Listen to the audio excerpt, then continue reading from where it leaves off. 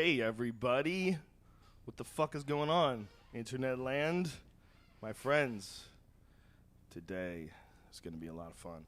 The Joe Rogan Experience podcast is brought to you by Onnit.com. That's ONNIT, makers of Alpha Brain, Shroom Tech Sport, and Shroom Tech Immune, and New Mood. We got some supplements for your brain, son, if you're interested in nootropics. In all seriousness, that's what Alpha Brain is. It's a blend of nutrients that are supposed to enhance your brain's ability to produce neurotransmitters. They make you a little bit smarter. Does it work? Yeah, it works. Yeah, I've been experimenting with nootropics since I was a young man, and there's been a lot of different formulas that have come out. Like there's a guy named Bill Romanowski. Mm-hmm. You know who he is? A former football player. Get right up in the mic. I heard him before, yeah, definitely. Yeah, well, he suffered a lot of concussions. This is where I found out about it. He suffered a lot of concussions, and he started taking different nutrients that are designed to sort of stimulate your brain function, and he created his own sort of blend of them, and it's called Neuro One, and that's how I got into nootropics, from his stuff. Have you ever seen it make like a really stupid motherfucker? No, I can't do that. You can't do that. You know what it does? It honestly, for me, it feels like things come a little smoother, if that makes any sense. No, I understand. It's like I know there's levels of brain function, and so you got to figure out, well, what is that? What are the levels of brain function? What is it when I wake up in the morning and I just feel like a fucking dummy? My brain is foggy. I don't know what's going on. Like, if I do an interview at like 8 o'clock in the morning, I sound like a fucking idiot. It takes me a while to like get that brain cooking. So are these more for like powers of retention than things that are already in your mind, so your memory is just quicker or something like that? I have no idea. Because they say that people retain everything, or usually a huge amount of what they see every day, and that is just subconscious. So maybe what these things are doing, or maybe what they're starting to be able to do, is to pull those memories straight forward, because we have so much information in our mind. I don't know.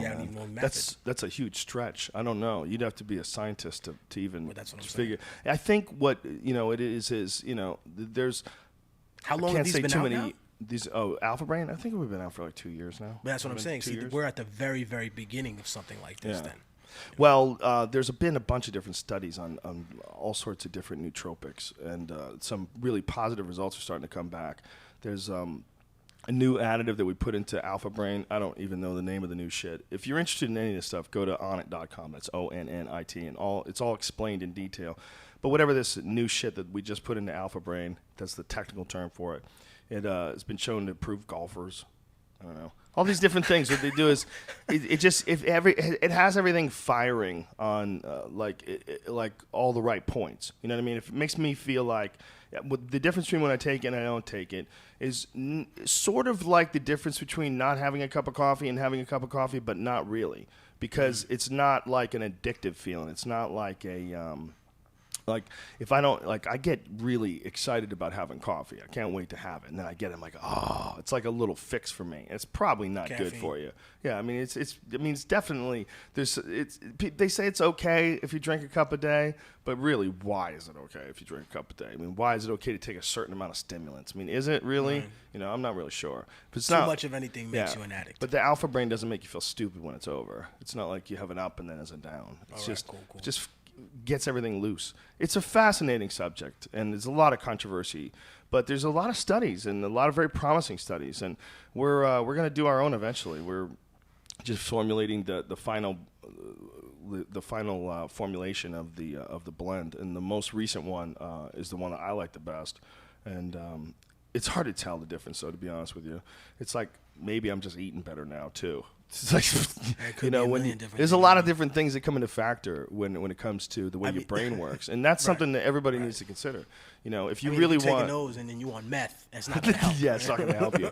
I think the most important thing that anybody could ever emphasize is to take care of your body, take care of your meat vessel, take care of this thing that's taking you through life. Don't fuck with it too much, man. You should be careful with what you eat. If you eat sugar every day and crap every day, and you're fucking with your body, man. You're fucking with that thing. You're just giving it shit. You're not giving it what it needs, and it's going to have some misfires. And it's going to have some malfunctions. And then you need to realize that the age-old saying, once a man, twice a baby, You know what I mean? And What it's does that gonna be mean? even harsher.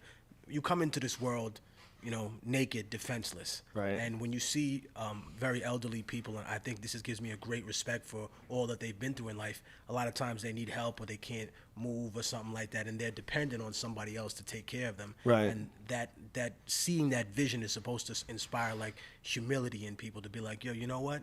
You know, oh man. Instead, you see people honking their horn like, walk faster so I can get to nowhere. You know do what you I see mean? people honking horns at old people? Is that a New York thing? Crazy. They're out of control, man. I mean, everybody. I'm from New York, where people are in a rush to go nowhere. Yeah. You're rushing from work to get back home to let cable TV wash over you and do nothing. Well, it's because the idea of New York's ridiculous. What a silly idea. Pack that many motherfuckers into one small I can't let that area. ride from a Boston dude, man. But I'm telling you right now, Just logically, bro. It's Look, insane. I'm sort of a Boston dude, but I was born in New Jersey, so I'm more of so a... it's even more of a rivalry. It's yeah. cool. It just seems crazy. It's a crazy idea to stuff that many people And there. you know what? I thought about the exact same thing. I went to do a tour in Australia and New Zealand, and I came home, and it just dawned on me. Like people think, oh, you're so smart, Technique. Oh, you think about such, you read all this stuff. I came home, and it dawned on me, damn, a human being's natural habitat is not a square of concrete and like steel. Like, this is not healthy. You go around New York, you see trees and cages. They're like, oh, there's the park. I was like, yeah, good, a reservation for trees. You know what I mean? Without that, there wouldn't be no oxygen in the city. It's a weird energy that you get from only people and the things that people have created. It's like an artificial world, like a completely different construct. It's a city state. Yeah, it's a weird place, man. I love it, man. I bet you do. I love it. You know, Some I'm people, still there. You do or you don't, I'm still man. there. You know do what or I you mean? don't. Some people love that shit. I love My it out manager here, though. loves it. He wouldn't live anywhere else. Anyway, go to onnit.com to check out if you're interested in any nootropics. I just suggest you Google the subject. There's a lot of controversy. There's a lot of unsubstantiated claims, but there's a lot of real good research that points to the fact that different nutrients can improve mental function, and we've combined the best formulation that we know how to make. And if you're interested in it and you try it, there's a 100% money back guarantee for the first 30 pills. So if you try it and you don't like it, you don't feel it, you get your money back. You don't even have to send in the product. We're much more concerned with people not feeling ripped off than we are with making money. I just know that you're going to enjoy it. It's the shit. I'm turned all my friends onto it. Not one of them is not an alpha brain head now. It's this. That sounds terrible. An alpha brain head. That's so douchey. It comes in pills? I apologize. Yeah, it comes in a pill. All right. And don't snort it, you freaks. I was just going to say, Just yo, eat it. after the show, me and Joe gonna crush that shit up, roll in the L. Yeah, that's the. What if that was the secret the whole time about this alpha brain, and I didn't even know about it? That you're just supposed to snort it. Yeah, just snort it. You're better off. We also have kettlebells and battle ropes in now. I did my first battle rope work today. That thing's crazy. It's really weird. You should it's use so stream it, Joe. awkward. Yeah, I'll do it. I will. We're gonna make some videos too, because people keep asking the different exercises. What kettlebells are is it's an ancient Russian form of strength training. Yeah. It's like a cannonball attached to a handle. It's the most manly shit you could ever be involved with in your life, okay? You're swinging around a fucking cannonball. And if it comes to working out, it's like, for me, I think it's the best strength training work that you could do when it comes to like real world application, like your ability to like the strength that really comes up in the real world is like deadlift strength and squat strength and bench press strength. That's like real world shit, you know. But there's a lot of people out there like doing curls and tricep extensions. Well, you're never gonna be like sitting on a bench like trying to push. It's kind of silly. I've seen the Russian weights. I know a dude that used to do nothing but those. Yeah. And he was like, look, if I'm lifting something like this, Yeah. this is like, if all I do is this and that, there's no power in my arm to pull something up like this unless I've been doing this with 40-pound weights for years. Like, it definitely gave him a different type of strength than I've seen with other people. I think more centered in the body. Yeah. Something that I didn't get. It gives you a lot. It certainly strengthens your core, which is like one of those words that people like to use a lot. You got to work in your core strength. Your core, becomes some sort of a weird sort of a classification for exercise. But what's important is the whole thing has to work. Everything has to work. And sometimes dudes fuck up and they develop like big arms and shit and a big chest, but their legs don't work that good, or they don't have good lower back strength. because they're doing silly exercises. They're not balancing out their body. And the best thing about kettlebell exercises is you can do, with just one of these cannonballs, you can literally work out every muscle in your body. And it's the kind of workout that you get. The only thing that's as exhausting is doing jiu-jitsu. To me, that's the only thing that gets me as tired, is actually sparring and training. It's such a brutal workout. There's a great DVD to follow called Extreme Kettlebell Cardio Workout that Dragon Door carries. If you can get through this motherfucker's workout with a 35-pound kettlebell, you're an animal. And that sounds like nothing. It's like, what, a 35-pound dude, 40 minutes into this thing, you're ready to die. It's incredible how tired it gets. I'm going to check it out, man. It's the shit. Anyway, go to onnit.com and check it out. If you use the code name Rogan, you can save 10% off supplements. But we literally can't sell kettlebells any cheaper than we're sending them. We're basically sending cannonballs in the mail. It's fucking ridiculous. It's hard to get them made. They're made by Troy, and they're the best kettlebells that we could buy. We found the best shit, and we're selling it for the best price that we can. These things, though, are bulletproof. They will last forever. They will find them after the Armageddon. They will be at the bottom of the new ocean. And they'll go, what is this fucking cannonball with a handle on it? So you buy them once, you got them for life, and literally you might not ever need to go to a gym again. You can do almost anything except chin-ups. That's the only thing that I would say. I'd say between chin-ups, bodyweight squats, and a couple of kettlebells, that's like all the equipment you ever need. Go to onnit.com, check it all out, you dirty freaks. They're probably good for murder also. You could probably kill somebody with them. Yes, you could, There's nothing Brian, probably but about that. I don't Swinging know a why would you 35 even pound suggest metal that. Well, I mean, ball like, at as a somebody, weapon. You could use it as a weapon, keep it by your bed if somebody breaks in. Brian, you can use sex as a weapon. Did you listen to Pat Benatar? You Yeah, fuck? imagine that. Somebody breaks in. Listen, if you don't leave my house right now, I'm gonna fuck you. Yeah. I'm gonna shoot you in the legs, and I'm gonna fuck you afterwards. Fuck you to That's death. really got to scare the shit out of anybody, though. Yeah, that would be not what you expect to hear. You could totally throw somebody off.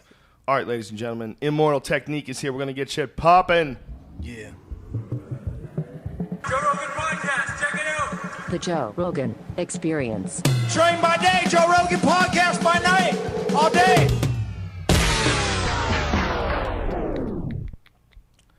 You going to hit that music? Yeah. Why Brian it's not playing. is for not some- a real audio engineer. Shout to Southpaw. I can read your mind. I am the maker of rules, dealing with fools. I can cheat you blind. Yeah, my truth is the Ark of the Covenant buried in Ethiopia. Watch who you fucking with, a Minneapolis Somalian. When I go home, the world I used to know is gone, and I will live on my own. For what shall it profit a rapper with creative control to sign a deal with the devil and lose his soul? My stillborn first expression is cold, like the faces of slave masters on a paper fold. Subliminal racial supremacy choking me quick, like the bedtime stories of Joseph Smith. Lynch mob gunning for me, trying to murder my seeds. So shorty put him in the Nile in a basket of reeds, and now I stare into the future with a spiritual flashlight, wondering who the fuck was me in a past life. Bad diet, fuck raw, die young, fast life, same as a crash flight that took off when the music died on your last night. Tell them the truth and they call you a traitor. Talk to them honestly and they call you a hater. Losing my composure cause the message is urgent. That was badass. You want to hear the whole thing? Cursing at the serpent, Sumerian demons who brush their wings against the air that I'm breathing. A heathen with nothing left to believe in, even a reason for living. Now is forgiven by God and not religion. Envision Jesus risen from the dead like Horus in the Baptist church, shaking off the rigor mortis. The border should be illegal instead of the people that were here before the Bible and all of its sequels. I speak to the detached and unrealistic that were born normal but turned socially autistic. We resisted Homeland Security's mission because I know what they really envision. I am the eye in the sky, looking at you. I can read your mind. I am the maker of rules, dealing with fools. I can cheat you blind. I am the eye in the sky, looking at you. I can read your mind. I am the maker of rules. First of all, how badass is that lyric? I am the eye in I the know. sky looking at you. I can read your mind. You need to. I You am need the to. maker of rules, dealing with fools. I can cheat you blind. Have you done like an extended version of that song? Because that song's like crack. Like I could hear like that for 2 more times. Big in a shout row. out to my brother Southpaw, who's responsible for producing that. It's off the CD I just gave you, The Martyr. Yeah. It's free. Like so many other things in this world, some people think that nothing's free, but that actually is free. You can go to viperrecords.com and you don't have to fill out a stupid survey. You don't have to sit through a 15-second Vivo commercial. You press one button, and then 9 minutes later, you have a 16-track album absolutely free by Immortal Technique, featuring a lot of hip-hop underground greats and legends. You know, we got Styles P from the Locks, Vinny Paz, Poison Pen, Diabolic, Swave Sever, Kid. I mean, I could just go on. Dead Prez. And you decided to release it free. Absolutely for free. My brothers, Killer Mike, Chuck D, Brother Ali is on here. Joel Ortiz, Pumpkinhead, Cornell West is on here. Just so many. I got. You got Cornell West on your CD? Yeah, he's doing the outro for me. Holy shit. That's awesome. He's on the movie. That That's I just pretty did strong, right now. dude. Wait a minute. I mean, you're a rapper. You get Cornell West on your CD. Holy shit. He's the homie. You know what I mean? That's pretty impressive, man. I appreciate that. Thank you. That's awesome. Yeah, that's badass. So the name of it again, one more time for people who are listening. The Martyr. The Martyr. And you and can it's get it available at viperrecords.com. VIPER records.com. What made you decide to put it out for free? Well, I mean, it was at a time when I saw that people were struggling financially, economically, and I thought to myself, listen, what's more revolutionary as opposed to being an artist that just has stuff ghostwritten for him and then gives it out to people and gets angry when they download your terrible music. You know, what's more revolutionary than taking hardcore hip-hop from the streets and then music with a message, combining them, you give them to the people absolutely for free. 100%. Plus, they've been waiting so long on this other album I have called The Middle Passage that if I didn't give them something, I would have probably got killed. It is really, I mean, if you really think about it, it is the best thing you could. I mean, that's what we always feel about this podcast. That, you know, I would never want to charge for it. Like, part of the cool thing about it is that it's free. Right. I like doing it for free. I like that you don't have to pay shit. You know? And you know, it's not just that. It's just like, look, if you really support what I say, Yeah. you like the music, then come to a show. Yeah, The same way people listen to the exactly. podcast and be like, yo, if you like what we're doing here for free, come see Yeah. Joe. We're going to be live here. We're going to be there. Blah, blah, blah. And that's what happens for the most part at my shows. It's mostly podcast fans these days. But it's the idea that you decided to just produce a whole CD and put it out like that. I agree that's like that seems to be the right thing to do. I mean, a lot of people are doing it now.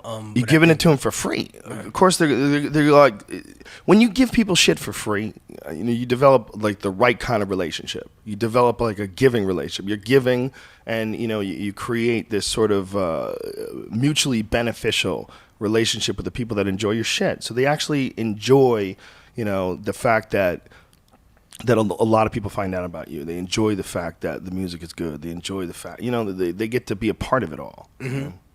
No, definitely. I didn't know the impact of what I did up until like a year or two into it. I really started to get a grasp of it, and then slowly accepted the responsibility.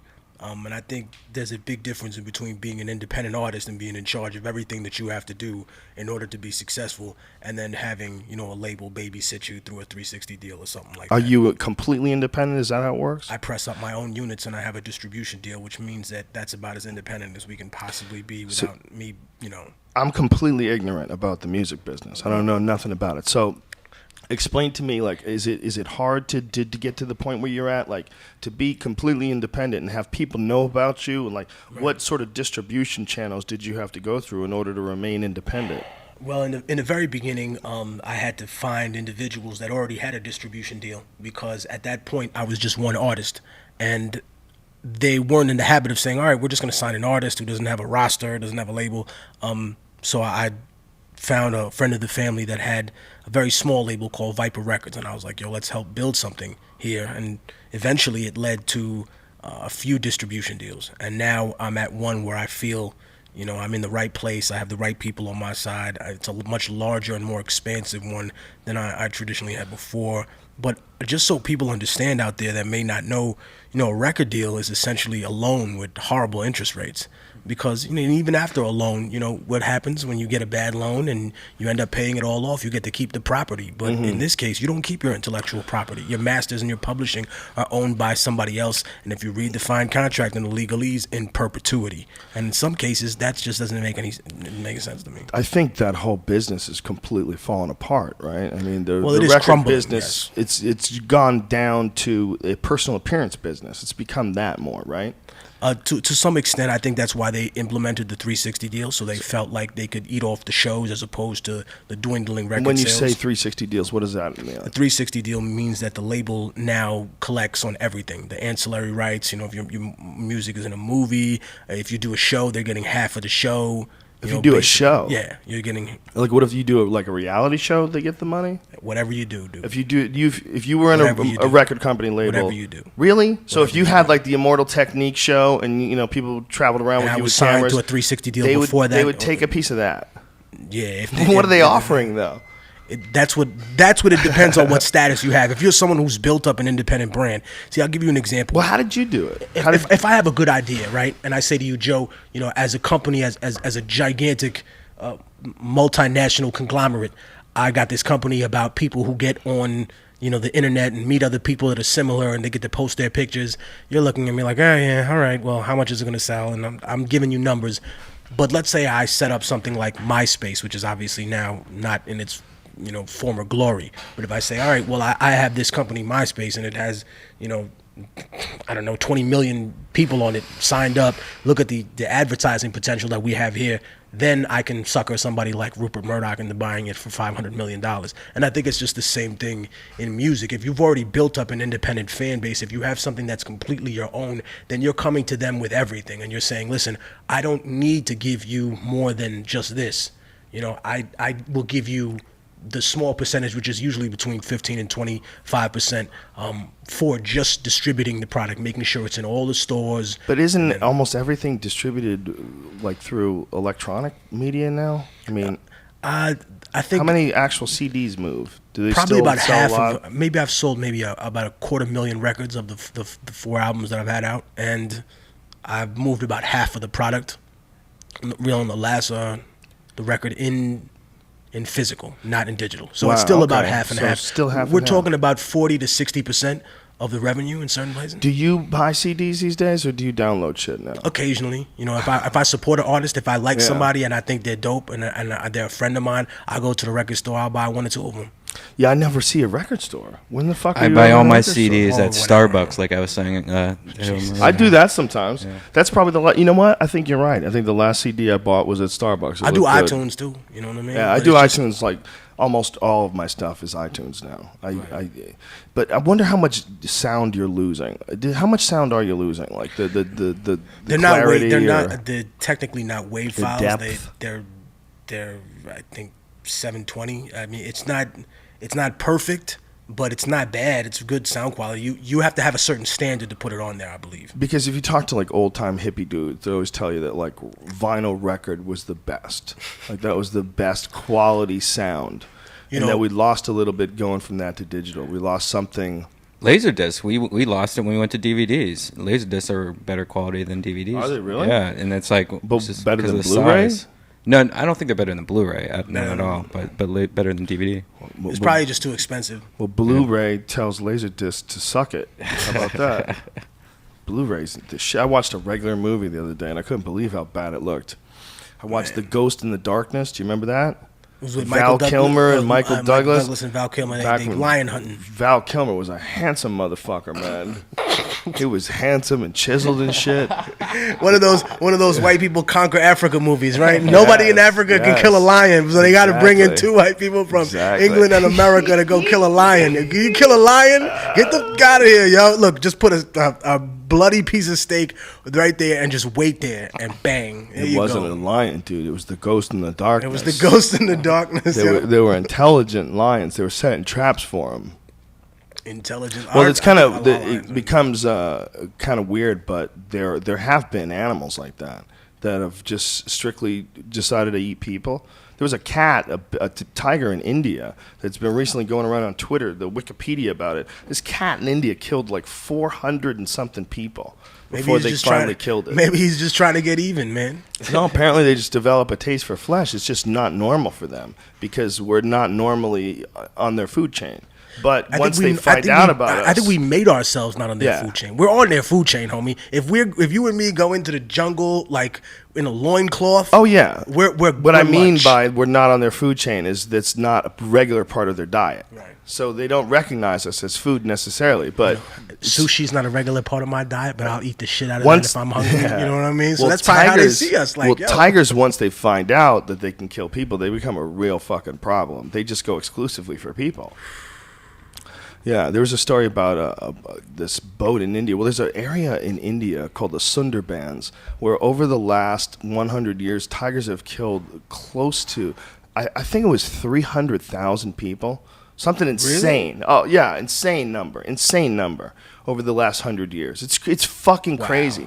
There's an area where the water, there's two problems with the area. One, the brackish water. Apparently the tigers drink it and it makes them fucking crazy because it's water that's like salty. They really shouldn't be drinking it. It makes them really incredibly irritated and it makes them super hyper aggressive. And they've been known to kill people like for sport. Like there's this one tiger killed these guys on a boat, swam out to the boat, killed a guy, dragged him to the shore, dropped off his body, jumped back in the water, and he did it 3 times. And they couldn't get away from him. Tigers can swim fast, man. Wow. And he did it for fun. He did it for fun until he got tired of it. But you know, cats are really like some of the most ruthless killers in the world. And you know ruthless. What? And they'll not only will they kill something, but they'll fuck with it for hours before they kill it. Like, oh yeah, let me just practice on this living thing in front of my kids and slice its face open. And this is how you rip, the hamstring on the animal when you're chasing it. They give lessons of murder. Yeah, they're creepy. That's a hell of a parent right there. Like, look. Go kill him right now. Well, what people don't understand is the reason why human beings have this symbiotic relationship with cats is because of rodents. We had the cats around because the cats killed the mice and the rats. And the cats were cool. The cats would hang out with you, and they would go jack the mice and the rats, and they would keep the rats and the mice out of your fucking food. I mean, that was where it all, that's... But they're like killers, man. Your little house cat. Everybody's little house cat. You put a bird in front of it, it'll jump on that shit and murder it right in front of you. When we lived in South America, I remember my father reminds me. He said, "Listen, they had cats out there the way we have mice here. Like they would sneak into your kitchen. They would sneak into your food supply. Oh yeah. And grandmama did not give a shit. She would snap its neck like a breadstick if it got nasty and tried to. Well, feral cats are very different than regular cats. Street cats, a lot of street dogs out there too. Yeah, those are dangerous animals. They can get really dangerous, and also they carry a lot of diseases. Diseases too, yeah. Especially that toxoplasma. That there's a disease that literally changes men's behavior, and you get it from cats. It's the nuttiest fucking disease ever. Toxoplasmosis. I think it's called Toxoplasmosis gondii is the actual scientific name. I might be wrong. But it comes from cat shit. And the way it happens is these rats get infected. So that's why they say crazy is cat shit, huh? Yeah, cat shit crazy. Yeah, for real. Toxoplasmosis, yeah. For those Toxoplasma. Toxoplasma. That's toxoplasmosis. I think that's what it's called. And it can't affect women. It only affects men. No, it affects women as well. Oh, okay. Yeah, they're not exactly sure, but it's really dangerous, especially for women if they're pregnant. When women are pregnant, that's why they tell them never fuck with cat litter. Don't touch a litter box, because if they get it and they get infected, it can seriously fuck up with the development of the child while it's in the woman's womb. Yeah, it's a brain parasite. Like half cat, half human. No, it's not that. It just look. It's not. Whatever this thing is. It's in a lot of people, and you can live with it. It's a bacteria. But it altered. It's a parasite. Essentially. It's like a brain worm, literally. Wow. Yeah, and what it does is it fucks with the rats, and it rewires the rat's sexual reward system, and has the rat sexually attracted to the smell of cat piss. completely changes the rat's the rat's drive, and like hijacks his whole system and makes his dick hard for cat piss. Literally, his dick swells. Okay, so the rat is horny. I mean, it's the most ruthless shit nature has ever invented, right? So the rat is all horny. He goes over to the cat is. The cat's like, bitch. The cat jacks the rat. Then the cat hangs around with people.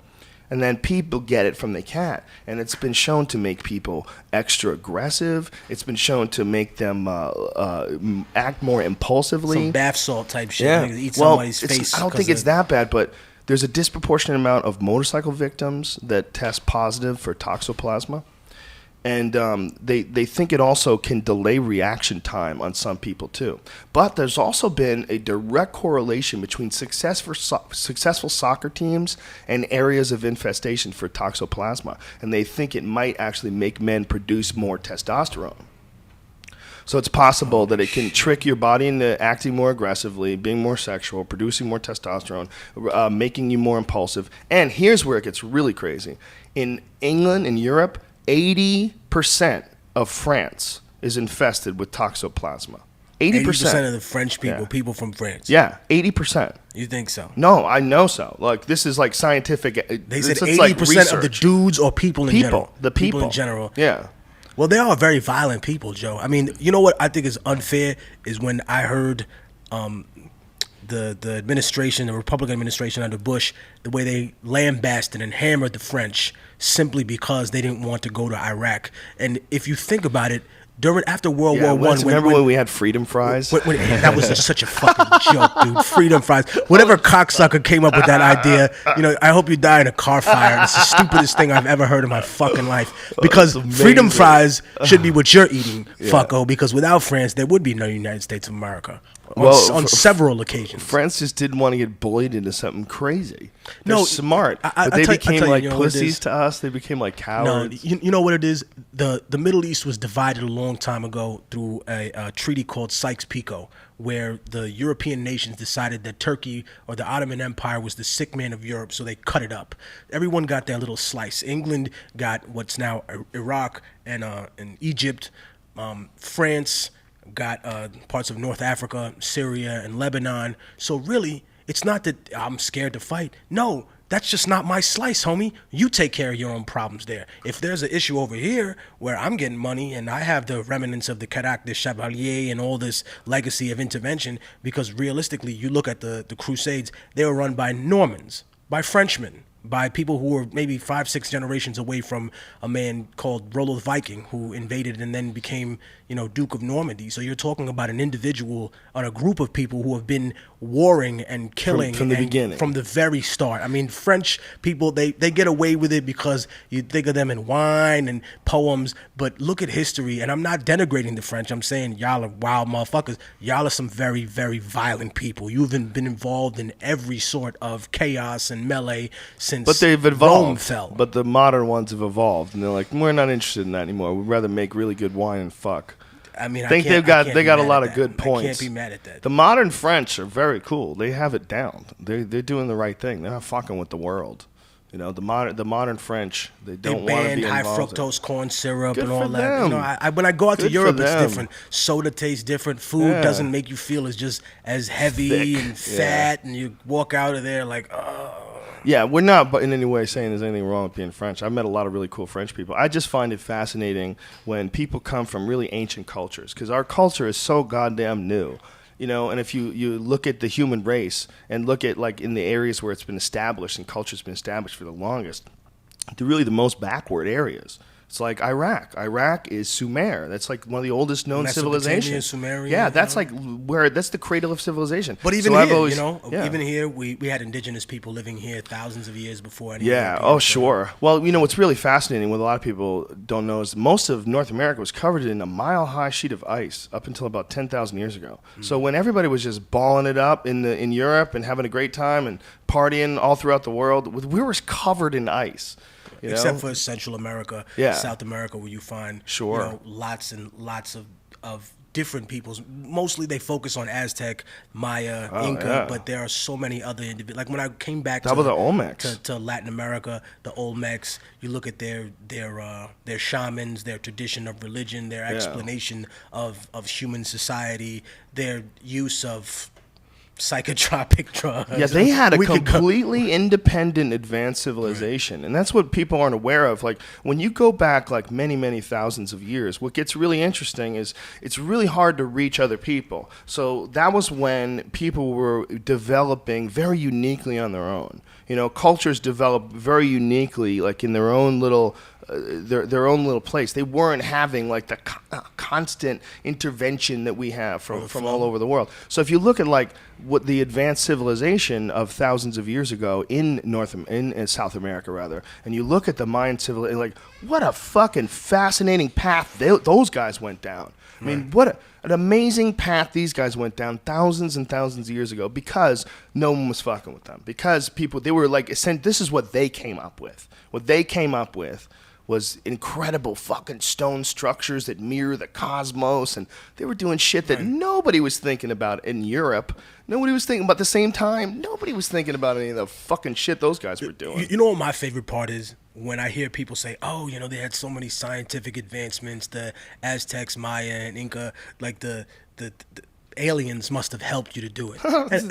On one level, I think that's pretty interesting, and to even acknowledge for someone to say that there's extraterrestrial life.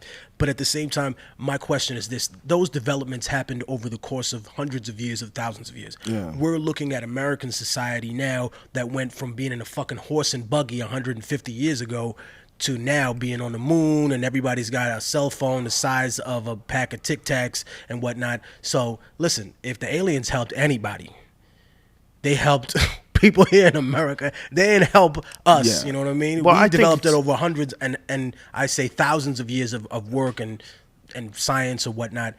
Or then they've been helping everybody the whole time. I think it's silly to assume that the aliens helped us, but I don't rule out the possibility. I don't, just because I think that the human race is so ridiculous. The whole lot of us, we're so strange and bizarre that I don't. It's just the fact that we even exist. The talking monkey. Yeah, the fact that we can send satellites into space, just the fact that we can do the nutty shit that we can do. I would never rule out that somewhere along the line we got fucked with.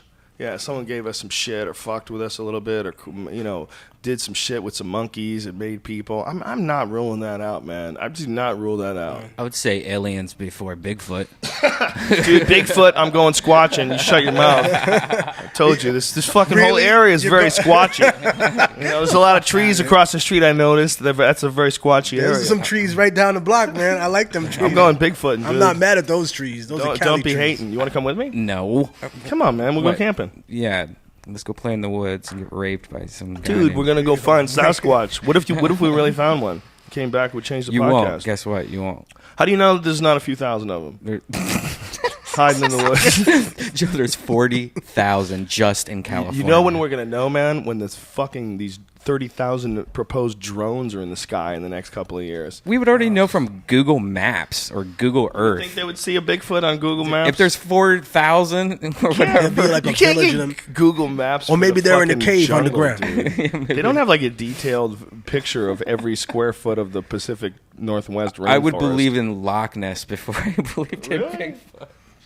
I think Loch Ness is probably just like an eel. Yeah, it's just probably just something. I mean, retarded dolphin. They have found relic species all over the world. They found something called a coelacanth. In South Africa. They thought that was dead for 60 million years. So I can't even imagine what's at the bottom of the ocean. I don't even want to know. Yeah. Part of me wants to know, but the other half of me is like, yo, listen, you don't want to wake that shit up. The Kraken or whatever the fuck is down there. Well, they found evidence that there was something like a Kraken, a giant octopus type creature, because. The problem with what are they called? Cephalopods? Is that what they call mollusks? They're related to mollusks. but what they don't have anything to their body. They're jelly. You know what I'm saying? I mean, there's no bones there except for their teeth. So when they die, that's it. Their body just rots. You know, an octopus it's just one piece of undulating flesh, completely different than our idea of like a bone structure and a skeletal frame. No vertebrae, nothing. Yeah, like they don't have any of that shit. So it apparently they found fossils of what they think are enormous suction cups, and several of them in a row. And they're pretty sure that what that is that's what's left of an enormous octopus that used to live in the ocean.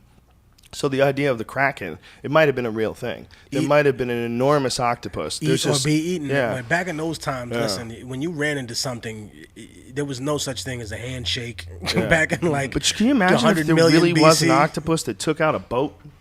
Yeah. Can you imagine if they actually got that big, like boat size, like those fucking Kraken pictures? I mean, they had a megalodon, which is Yeah. basically, we're talking about a great white shark that's 65 feet long. That shit's crazy.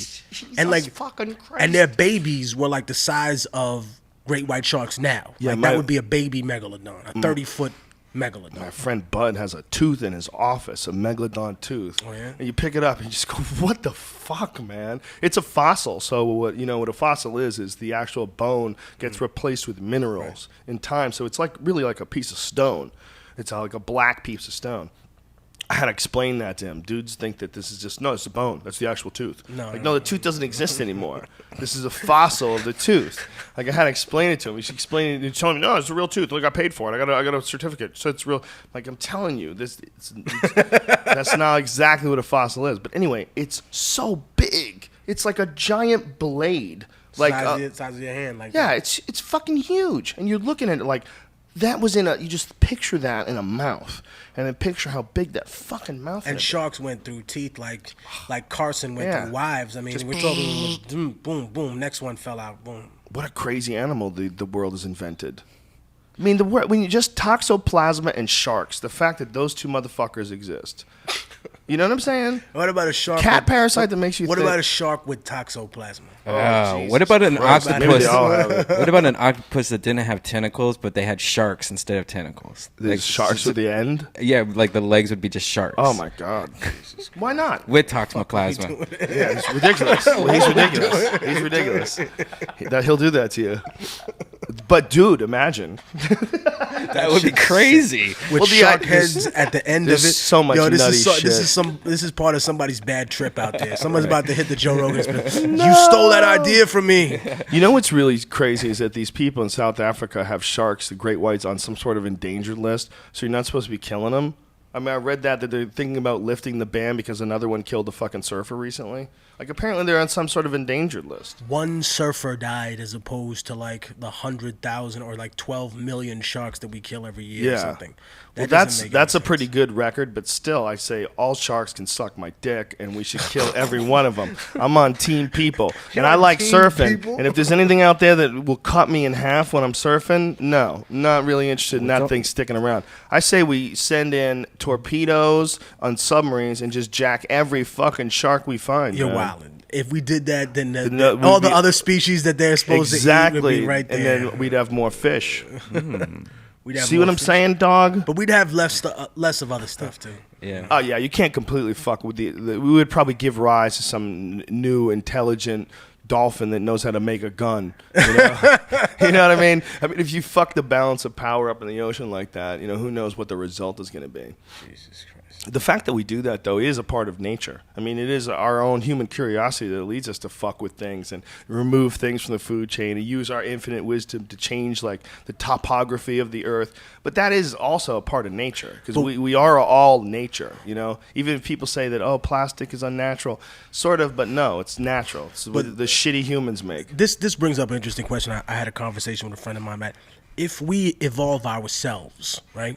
Like Right. if we decide to genetically modify ourselves, and people say that's unnatural, isn't that nature? Isn't nature. that us being? It's all natural. Where we have the ability now to be intelligent enough Yeah. to map and select certain genes and to say, all right, you know what? I want to be able to take this gene that says that my organs will fail at like 80 or 90 years, and I'm going to put a 0 on that. Right. So now, instead of being 80 when I'm 80, I'm gonna look 80 when I'm like 800. Yeah, I think the idea of natural is getting to be silly, and I think we have to look at it as organic and inorganic. Inorganic still being natural, but created by people. That's what it is. Organic being something that occurs without any intervention at all. But it's natural that people intervene. It's what they're curious to do. There's a reason why there's people that are in school that are studying genetic engineering. Okay, there's a reason why they're I doing would it. rather have those people figure their shit out in 30 years and then fuck with my milk and the eggs Yeah. and the food that I Oh, eat. yeah. Look, it's Instead not of- all instead of- good. Instead of testing it out on the public now and then hiding it, because the funny thing is that if you're so proud of the product, why won't you put your name on it, Monsanto? Well, see, the real issue is not the science. The real issue is the commerce behind the science, because the science is valid. There's certainly science to improving upon things, and there might be things that cause problems with people that we might be able to solve with science. But the problem is then you get commerce involved, and commerce looks at all they're trying to do is figure out the best way to extract money from this, and the best way to extract money is to patent all their creations and then make a creation that is completely unnatural and force people to buy it. Completely unnatural in that you can't even use the seeds from the plant Right. to grow new plants. Or there are no seeds. There are no seeds, Right. or the seeds that you have, they have a shelf life. Like, they'll expire in a short amount of time. There's a fascinating thing that happens when people get involved in big groups of people that are designed to make money, corporations. And there's a great documentary about it called The Corporation. Oh, yeah. Where, Definitely recommend that. I've Yeah, seen that. where they essentially show how there's a diffusion of responsibility when there's a large group of people acting towards a goal, and that essentially the snowflake doesn't realize it's a part of an avalanche. It just feels like it's a snowflake. You just feel like you're a person doing your job, and meanwhile you've gotten commerce mixed up somehow or another in science and progress. And you've gotten commerce involved, so it's enforcing its own version of these things before we know the exact results of what could happen. Long-term ingestion, how's it going to affect the other things in the environment? If the parasites that are naturally preying on wheat or whatever the fuck it is that they're making, what happens to them when they're not allowed to breed, when they're not allowed to eat, when they're not allowed to feast on these plants that they've naturally had to protect people from? Like, what about that?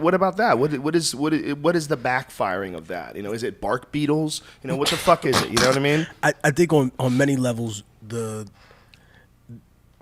analysis that you brought up, that analogy can then be used for so many other things. It's not just about somebody's health now, but now commerce is dictating politics, Yeah. It becomes the Everything. human Yeah. race. In other words, companies come into existence not to find out what's the best medicine for people, but what's the cheapest way they can produce something that's going to offset symptoms and then keep them coming back for more. It's Yeah. not. There's no money in the cure. There's only money in the temporary solution, because if you cure it, then what's the point? And it's pure greed, because there's still an incredible amount of money to be made if they were just in the seed business. And if they made seeds, and then the farmer could use that plant and grow new seeds, or get the seeds from it and grow new plants. And it could be a natural thing, and then you couldn't force people into suicide. Like, you've got, Indian farmers are committing suicide as a result of being forced into using genetically modified foods and crops, and being forced into incredible debt they can't repay. There's something like every 30 seconds an Indian farmer commits suicide. That's crazy. It's fucking crazy. I mean, they've attributed, no bullshit, more than 100,000 suicides in India to being connected to genetically modified crops. It's fucking nuts. They get locked into these contracts. They're not making as much money as they think they should be making. And being the largest democracy in the world, you would think that they would have the ability for people to petition to say this is illegal. But then again, I think the problem with democracy and the problem with having those things is that the commerce that you're talking about is now front and center in terms of everything, in terms of saying, I'm going to sponsor you to be the next candidate or the next president or the next congressman from But you're top to you're bottom. fucking with life so much when you make something that won't even reproduce. You're fucking with life so much. I just don't think you should be allowed to do that. I think that's where it gets really tricky. When you're fucking with life solely for commerce, like your idea of what it should and shouldn't do, like you're not allowing the cycle of life to continue in a natural fashion. You're making like suicide plants. That's a fascinating thing when we let people do that. Because like, why would you do that? You'd only do that if you're greedy. Right. You know, like you want to keep them coming back for more. You're gonna put it's them not in about debt. making the plant better or making people eat better or anything. It's just you're gonna about, put them in debt. Right. And you're gonna put them in a non-natural cycle. Like, why do they have to? You know, they can't get. none of it can be used. You can't like take the seeds and plant and make new plants. Really, the fuck are you doing? But man? that, again, that mirrors everything else. It's like, look, you're getting a car that does what? That puts gas in the air, that pollutes the environment, that makes us required to be in a partnership with some of the most some of the most totalitarian states that exist in the world, practically, that we turn a blind eye to. Now, we'll focus on those that don't give us access to their natural resources and don't have bases in their countries. But the ones that don't, those that say, okay, well, now we want to interfere. Now we want a piece of the pie. Now this is commerce talking. This is no longer money. And I think that should be something that at some point we have to accept as a country. And then I think it would be tough for the soldiers to look at that saying, yes, on one hand, it can be said that I'm here to be able to confront, a state that sponsors terrorism. It's a good line. But at the same time, what if all of those soldiers were told at the same time, listen, you're also here because the American economy, and in order to fund this lifestyle that we live, requires you to secure a government that, by our standards, has horrific human rights abuses, by our standards of the same standards and litmus tests we use to criticize these other places, has terrible human rights offenses. But we need their resources. We need them to be a part of us. We need to support this lifestyle. We can't, it's like if we got divorced from reality and all of a sudden, hey, look, bitch, you can't live like you used to live. You're going to have to accept not going to the spa every other day. You're only going to be able to go once a month. Like, no, that's a terrible idea. Kill them all. Let's take what we have from them. And I think that metaphor applies not just to that, but everything now. Everything's about money. It's not about what's good for humanity anymore. Very rarely do you find someone that says, oh yeah, I'm just doing this because I'm trying to find, what the best thing is for people is no. Right. How can I make this into, a money-making opportunity, even though it fucks up the entire point and the perspective of what I was trying to do in the first place. Right. It just becomes about making money regardless of the consequences of trying to make that money. You have leeway with entertainment to be able to do that. Yeah, there's got to be a way to reach a happy middle ground, man. Just people have to just not be cunts. That's really what it is. Think about what you're doing. For real. Think about what you're doing and say, am I being a cunt? Like, look at it realistically. And if you're being a cunt, stop it.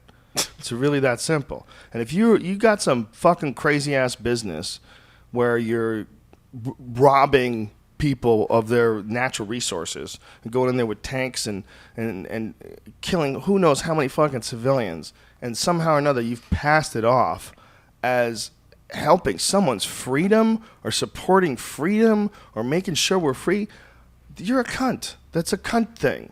That's crazy And the talk. crazy thing is it's always on the top level. And it's always people who never gone to war themselves. Right, They're all chicken hogs. And then it's always somebody who has to suffer and go through being apart from their family, and who really, I have a lot of friends. I have some family in the military. You know what I mean? Shout out to all my peoples out there. And I think you can say that legit. You can say shout out to all my peoples out there. For me, I have to say it's got to be sort of funny, tongue in cheek. Shout out to all my peoples out there. I want to give a shout out to Shark. I just want people to realize, like, it's not that when we question this country, not questioning the people that are we're not angry at y'all. We're angry at the individuals who are in charge that never take responsibility. I have a friend who went to Iraq. He was in the Army Reserve for 20 years. Okay, and he had like less than a month to go, and they sent him to Iraq for a year and a half. They just can do that to you, and then they send him back again. You sign a contract. Apparently, they can keep sending you back. Like, even though you like do your time in the military, Dick Cheney signed some shit where they made it so they could just bring you back if necessary. Right. If you're a trained soldier, the resources to train a new soldier, it's too difficult apparently. So too much money, we can't afford that. We got to bring you back, or whatever the fuck the excuse is. But that's crazy. You've made a person your slave. So what if that person starts up a business? What if that person out in the legit free world is got a family, starts up a business? Tough shit. You got to go to the desert. You got to go to the desert for a year, maybe more. I think at some point, the individuals that were in charge of designing a war, look at people as statistics and not real individual people, because they're not going through it. They're more than happy to let somebody else's child do it. But when you look at them, it's like, even the people that make this genetically modified food, you know what, I would believe a little bit more if I seen your kids drinking that milk. But I know that they're not. Or the individuals that'll say, oh, yeah, I remember there was some story about a girl in the Bush I think they administration. probably would drink that milk. See, that's not even the problem. So. I don't think these I people think are on they're organic charlatans. diets. I think they're charlatans. I think they're just they know. they're just in commerce. I don't think they're watching their diet that clearly. No, I These think crazy they know. fucks. I think when people have millions and millions of dollars, some doctor is going to say, you know what, this is probably not good for you. You probably shouldn't be doing this. What sort of genetically modified milk would be bad for you? Is there something like that? Is there genetically modified milk? There's a company that recently has gained a lot of attention called Monsanto, and they've had this big controversy. Recently, they made DDT. No. I'm they saying made Agent recently, Orange. Recently, now Yeah. more than ever. I think they changed their name. Did they change their name? For a while. They've been in the game for a while, but we're talking about recently had so many new investigations open. Yeah. They lost a giant multi-billion-dollar lawsuit to Right. farmers in Brazil. Right. Fuck yeah, Brazil.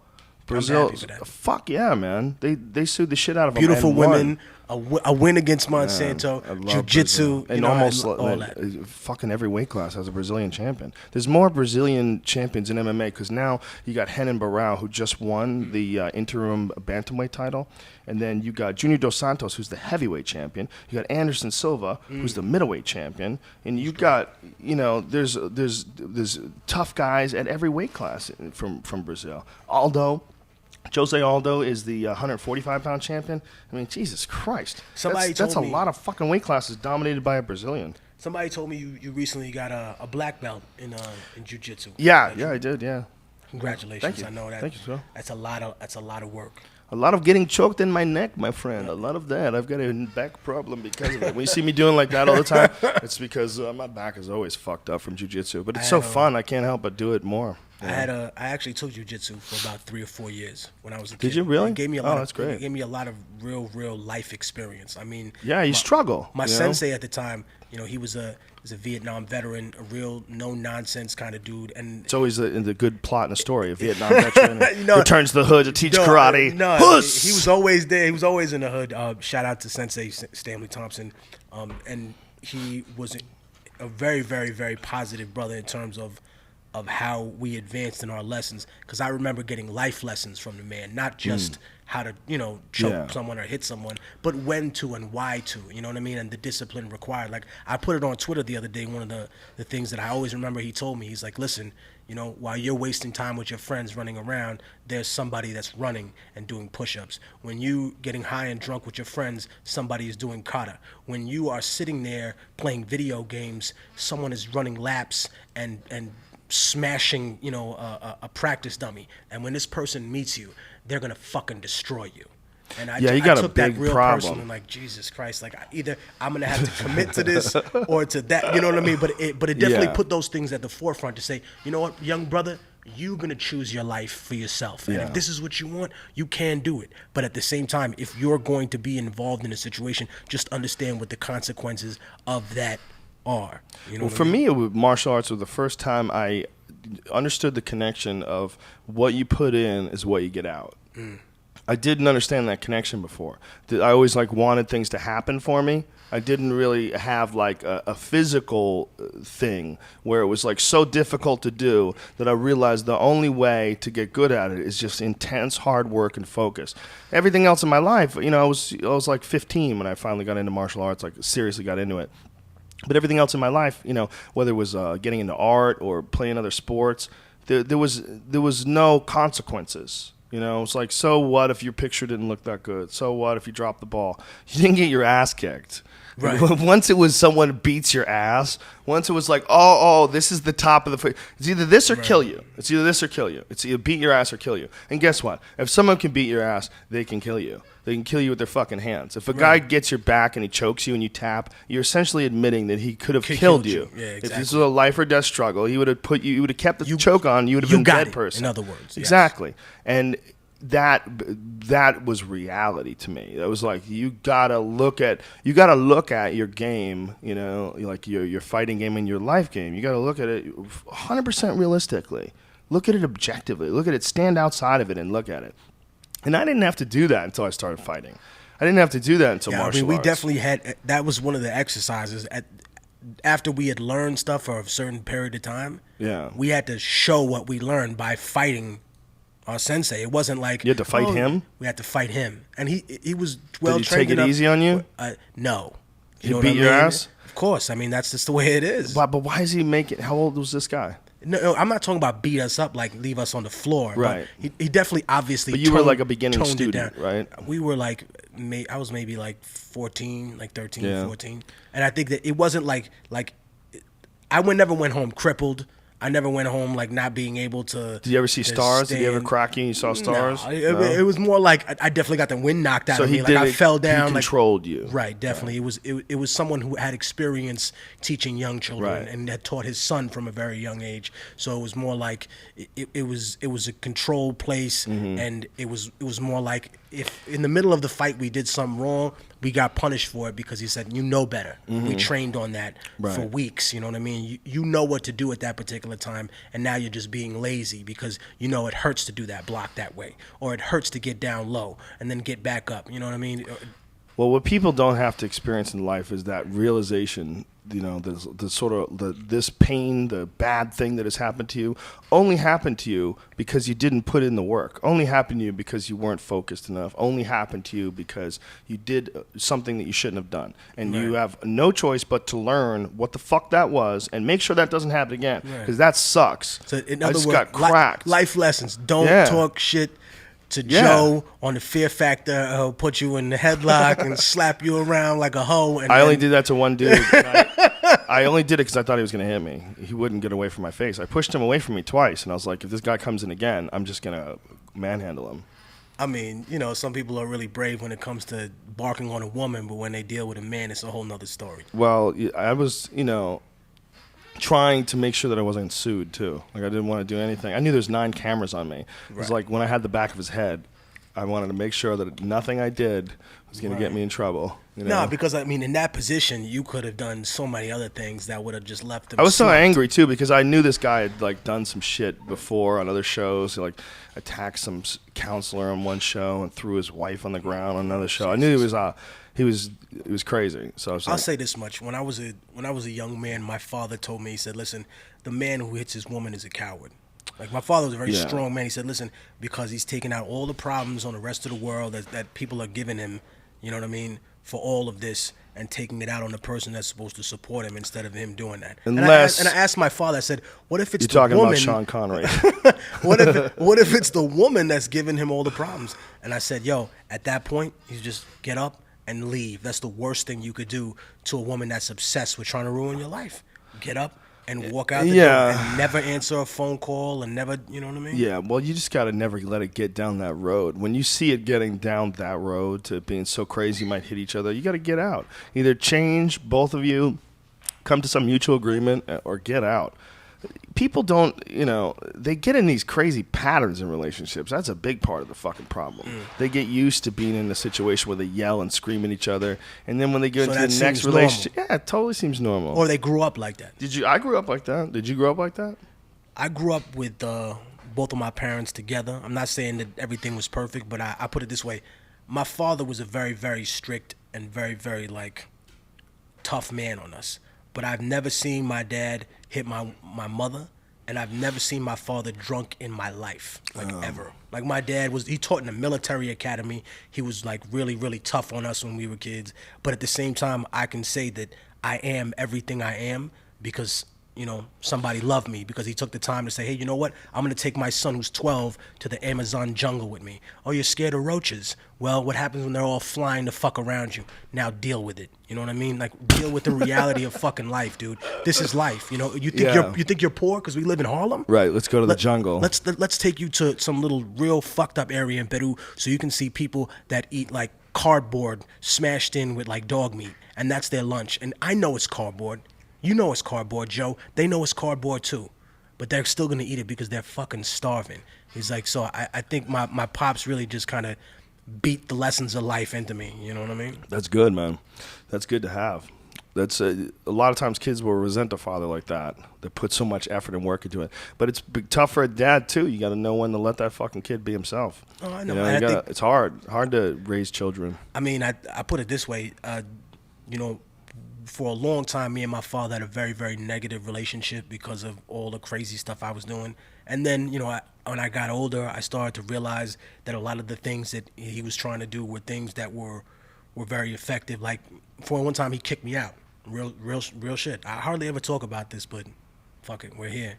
And he was basically like, no, look, I love you. You're my firstborn son, but you got drugs in this house. There's something else in there. You know what I mean? And you're endangering the family. I'm not going to let you endanger your mother and your younger sister by running around here being crazy. So you know what you can do? You can get your stuff and you can get the fuck out. And real shit, I left. How old were you? Like 16, 15, You kind of 16. have to do that when you have a 15 what I mean? or 16-year-old that's doing that. You really don't have any options. And for a long time, Joe, I was kind of resentful until I sat back and I said, damn, as cliche as that sounds, that really must have hurt him more than it hurt me, because I was like, fuck you, and I left and I walked out. But for him, it must have been like, damn, are you that ignorant? Are you that foolish at that age? Which is why I always believe, like, when I see people that are in those circumstances, this was even before I went to prison. This was before I had any real legal What'd you go to trauma. prison for? For assault. What happened? I had multiple assault charges. I just used to fight a lot when I was a kid. I thought that would solve everything.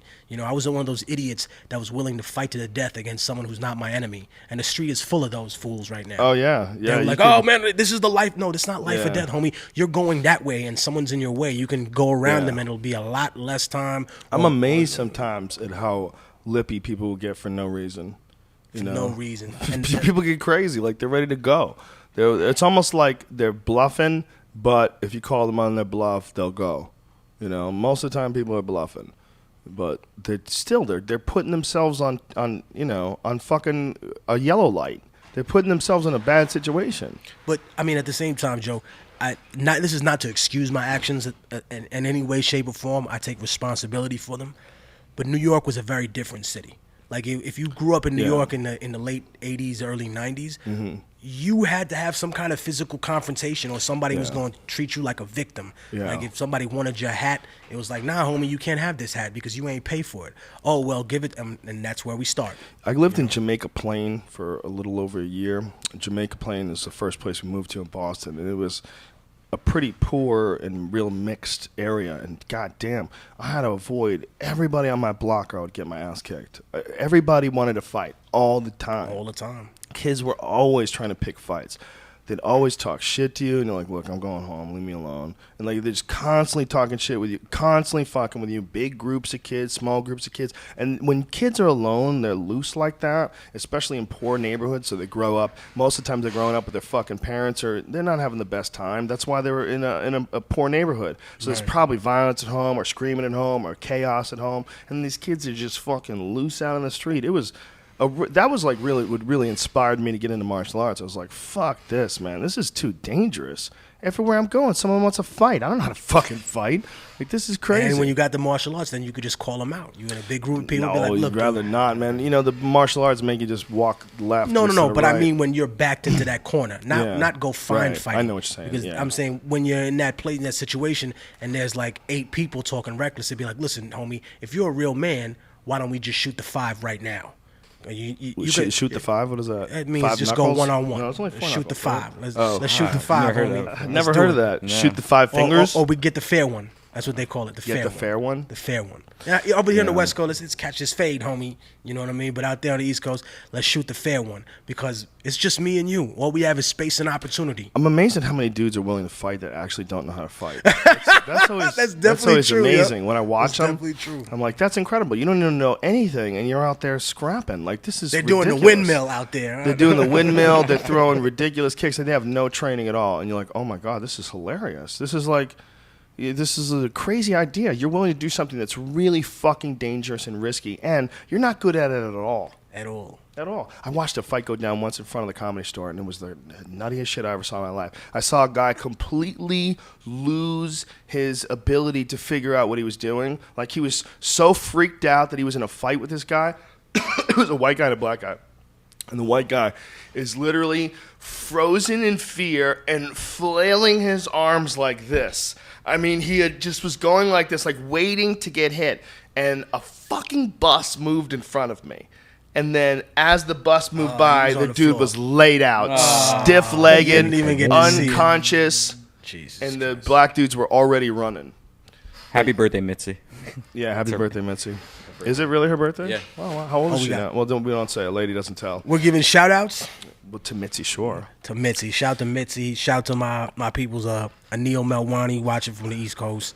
Snow the Product and her brother. You know what I mean? I want to send a shout out to the whole Rebel Arms, the whole squad that's watching right now. Everybody. Ladies and gentlemen, don't go fighting in the street, even if you do know what you're doing. Don't go do it.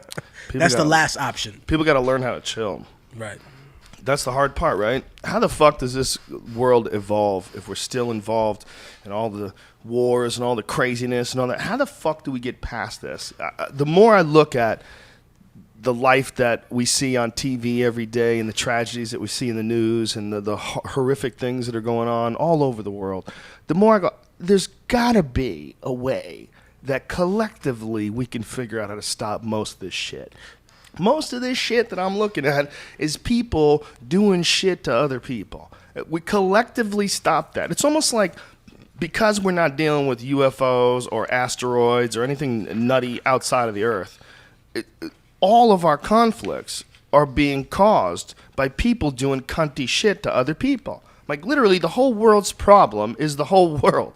The people in the world's problem is the people. It seems like that should be the easiest thing to solve.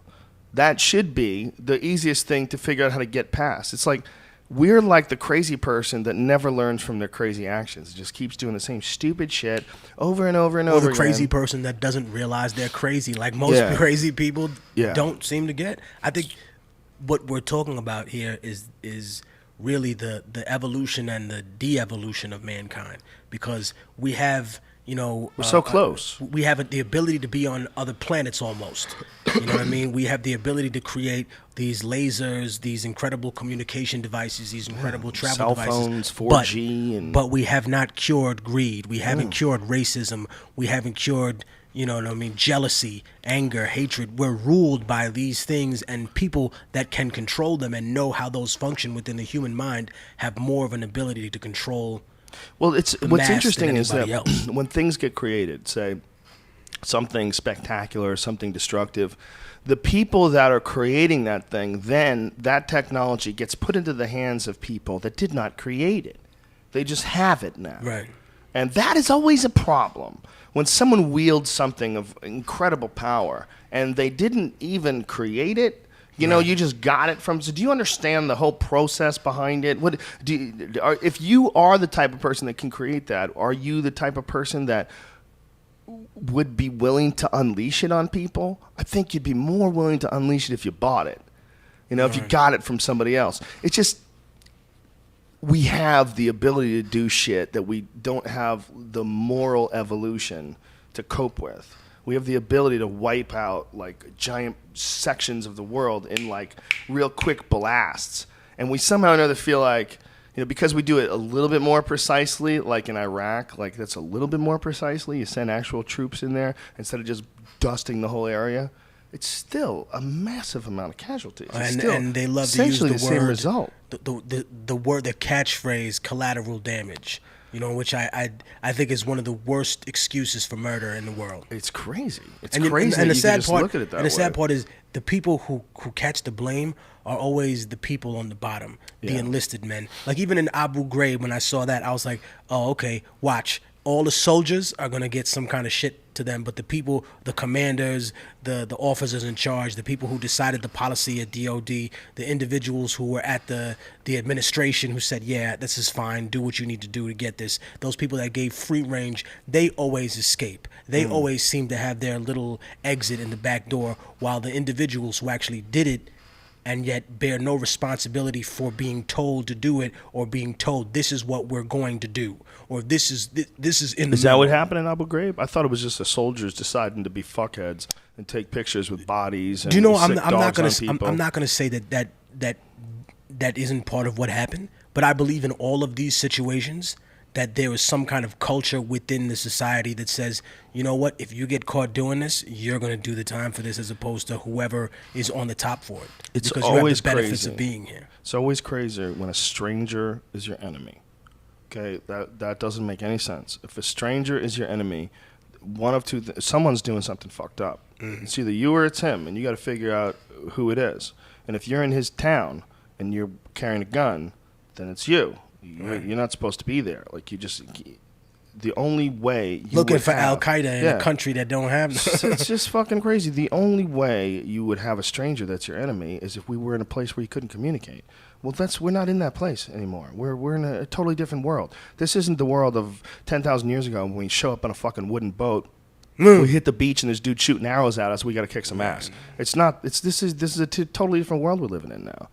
It doesn't make any sense. But has humanity evolved naturally? In other words, if we took somebody from now and supplanted them into that era, would they simply act the same? Or if we took somebody from that era and put them in here now, wouldn't the results simply be the same? I don't know.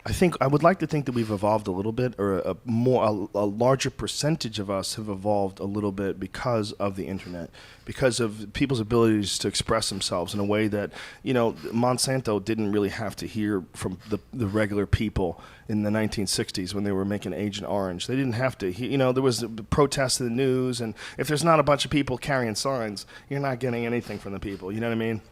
It's not like today when people on Twitter would go fucking crazy, and any big story that happens, any big corruption story, We're going to boycott, and it actually has serious consequences. Yeah, and then because it would people be say, like, you know what, fuck I'm going X to contact company. this person, and you're going to have economic consequences by the end of the, which, by the way, is all that they listen to. Well, by the way, today, Chick-fil-A, Roseanne Barr went off on Chick-fil-A because the governor of Massachusetts, God bless his soul, was talking about how Chick-fil-A is not welcome in Boston because Chick-fil-A has this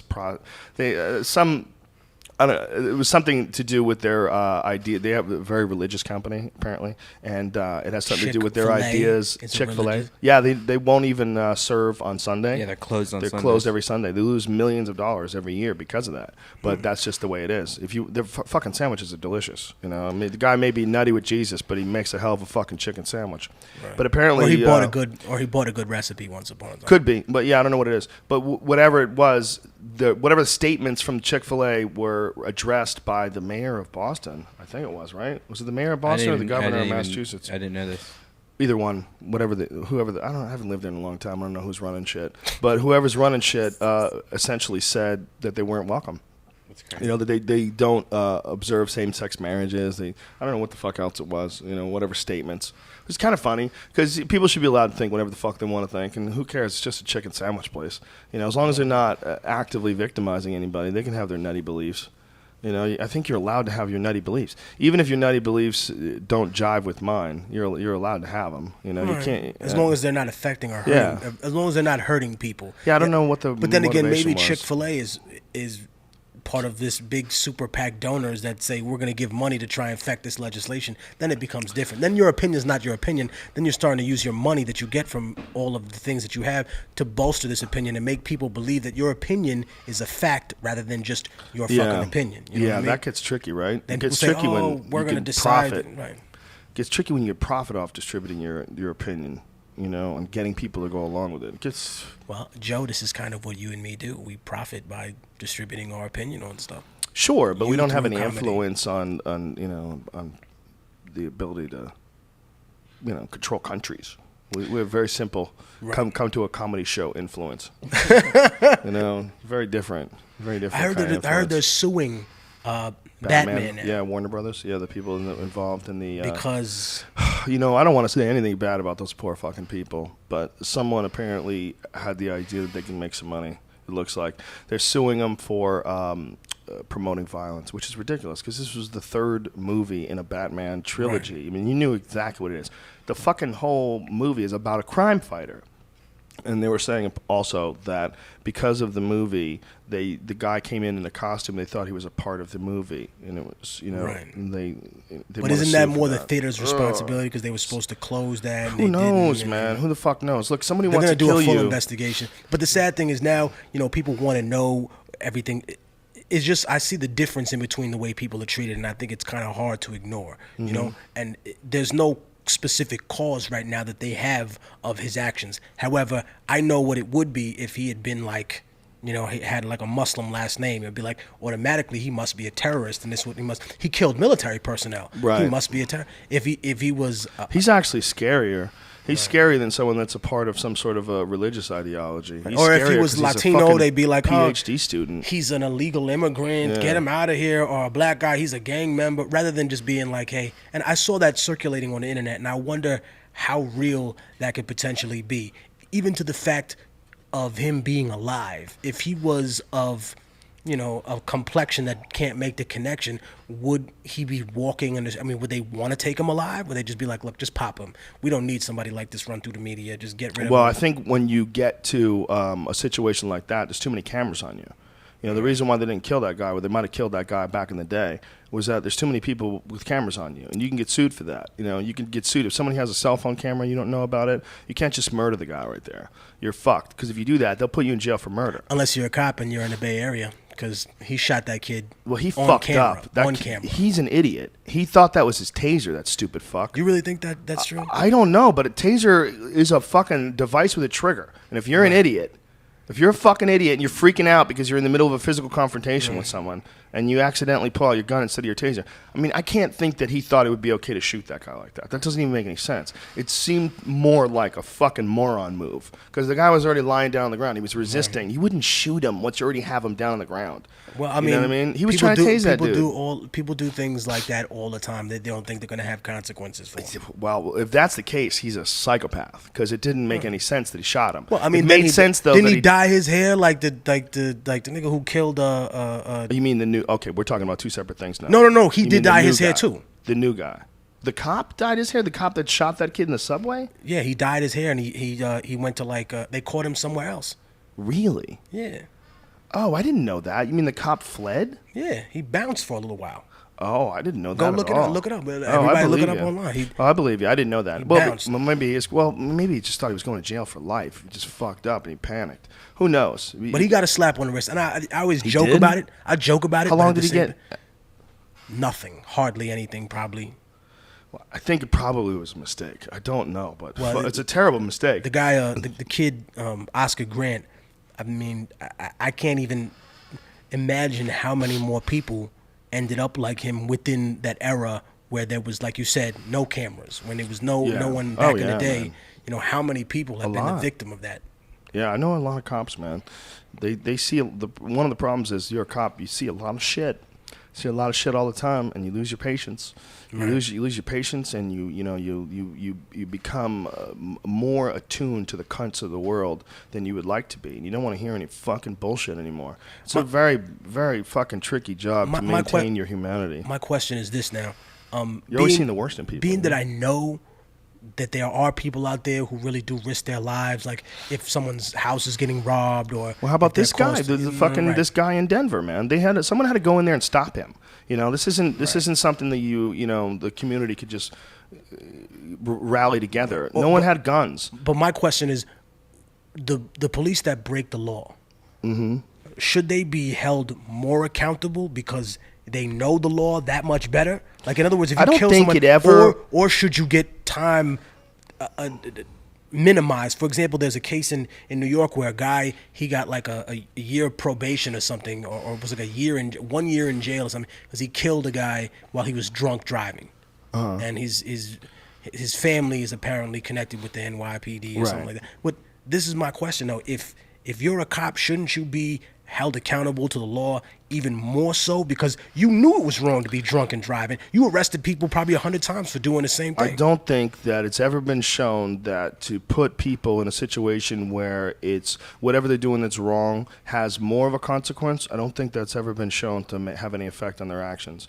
I think people do shit because they think they're going to get away with it. They don't do shit because they measure the consequence and go, all right, I might do a year in jail. Fuck it, let's ride. They don't do it like that.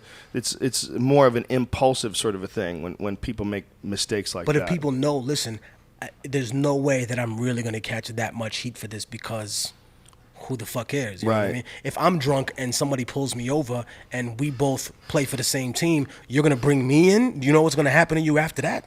Really? Well, what's really crazy is how many cops turned out to be corrupt back in the days before the internet. I mean, I think it's very difficult to be corrupt today, but I think back in the day it was probably pretty fucking easy. I think it's slightly less difficult to be corrupt. I mean, I think you can if there's money in it for you, you know, and I think there's levels of corruption. There's harmful levels, and then there's simple stuff like, you know what?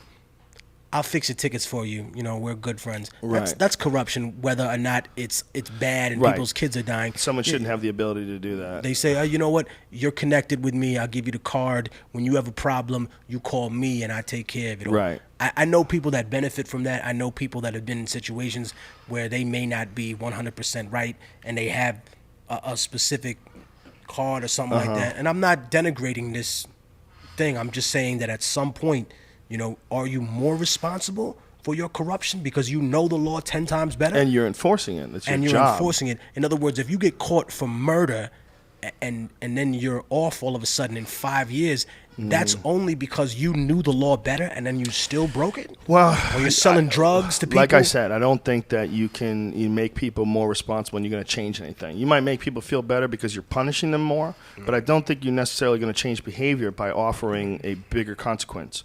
I think the only way to change behavior is to change thinking. And you know, what I try to tell people is, and it sounds ridiculous, but this is something that came to me on a boat once, is that you got to treat everybody as if it's you living another life. If we could all do that, if we could all picture any person, regardless of what the fuck they're going through in your life, think about what it would be like to live that person's life from birth to death with their situation, their economic situation, their biological situation, their life experiences. Would you be any different than that person? If you were that man, if you were that woman, would you be any different? Are you them? You know, if that person was born you, would they be you? And are we all the same like that? And is that what life really is all about? Is figuring out that each one of us is exactly the same. We're just living through a different biological circumstance. And the more you can treat everyone you meet like they're you living another life, the happier you'll be. And that's the only way we're ever going to sort this thing out. Is everyone has to do things based on that ideal. Everyone whether it's business or personal shit, whatever you do, you always have to think that this person that you're dealing with is you living another life. And you can't let them boss you around, can't let them talk shit to you, can't let them fuck up your life. You know, you do your best to keep them on track, but your ethic and your resolve and your intent should always be to treat them as if it was you living a whole nother life. Unless you're somebody who hates yourself, and then that's just... Well, you got to get your shit together, son. That's a whole nother trip. Then you start fucking people up like, I fucking hate you. Well, they just closed down all these medical marijuana dispensaries in California, or they just sent a letter in Los Angeles. Los Angeles has decided to step in their infinite wisdom and shut down the only businesses that are regularly making money in all of Los Angeles. Yeah. So stupid. It's you fucking... dummies. The first American flag was made out of hemp. Yeah, real shit. When the drafts of the Declaration of Independence was written on hemp. I mean, who cares about all that stuff? The idea that I care. You know why? I do. You know why? Because I think it takes the story back and it shows us. Listen, people made their clothes out of this. People did everything. Look. Right, but that's not even the psychoactive stuff. We live in a culture now where the smoke that causes cancer is legal and the smoke that cures cancer is illegal. And that's fucking mind-boggling to me. It doesn't necessarily cure cancer, but it certainly reduces Right. Well, I'm just tumors. saying that... By the way, Tommy Chong, for all the people that listen to the podcast, Tommy Chong is 99% cancer-free now. Holy shit. He just started... God bless him. He's been doing this hemp oil stuff. And it's this Rick Simpson is the guy who invented this hemp oil. Apparently, it's this really potent form of the oil from cannabis, and it puts you on the fucking moon, and in the process, it shrinks tumors. Yeah, so congratulations to our friend Tommy Chong. That's awesome news. Congratulations. And it's amazing that this guy did it with no chemotherapy. He did it with holistic medicine, meaning vitamins and food, and not meaning like anything crazy like sucking on crystals, making noises. Holistic meaning treating the body as a whole, giving it nutrients, he does what I do every morning. He has a kale shake, and which is a lot of people have been doing this. And if you're down for health and vitality, man, there's very few things in life better than a really fucking thick, heavy, nutrient-dense vegetable shake in the morning. And it does not taste good. I'm not going to fucking lie to you. I chew this shit down every day. And every day I think about finding a way to pussy out of this. Like, oh, man, just have some bacon and eggs. Fuck this. But I don't. I drink this goddamn awful concoction. I was feeling like a little bit sick when I came back from Canada the other day, a lot of traveling and shit. I drank this shit one day. By the end of the day, I felt great. That's never happened. Every time I get a cold, by the end of the day, I'm ready to go to sleep. I'm fighting this off. I got to take a hot bath the next day. It takes like a day to fight off a cold. By the end of the day, it was done. Because I'm eating nutrient-dense shit, bitches. Okay? I go crazy with it. My latest thing, I add coconut oil to it because Rob Wolf, who will be on tomorrow, the author of the Paleo Diet, said that in order for you to get maximum absorption of the vitamins from plants, you should have them with some fat. The way the human body works, you should have a little bit of fat. So I started adding coconut oil to that shit, son. And coconut oil has been known to help people who have Alzheimer's disease. There's some sort of a connection between Alzheimer's disease and diabetes, that it's almost like a sort of a cousin of diabetes for the brain or something like that. And they're having positive results giving Alzheimer's patients coconut oil. Coconut is a wonderful fucking plant. What an amazing resource coconuts are. It tastes delicious.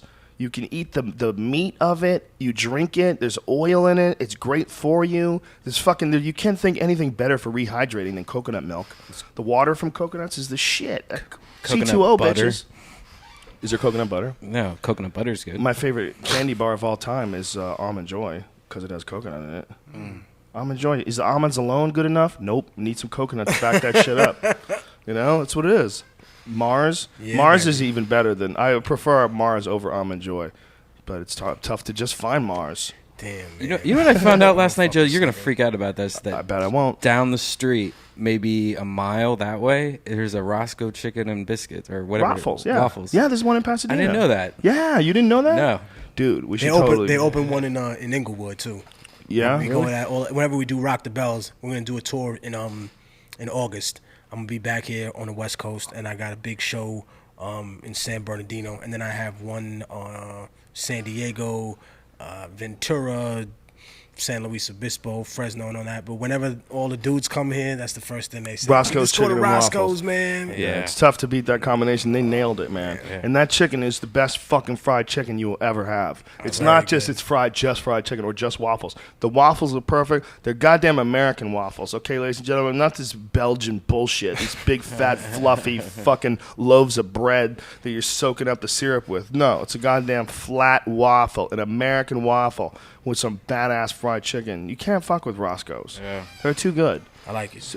Especially with hot sauce, that chicken with hot sauce. I Oh, always say, listen, if they open one in New York, they would make a killing. Yeah, why would- killing. They would crush it. They would crush it. There would be lines out the door every day. Same with In-N-Out, man. If In-N-Out got to New York, there's some people on the West Coast that have figured some shit out. Chicken and waffles and an In-N-Out burger. Dude.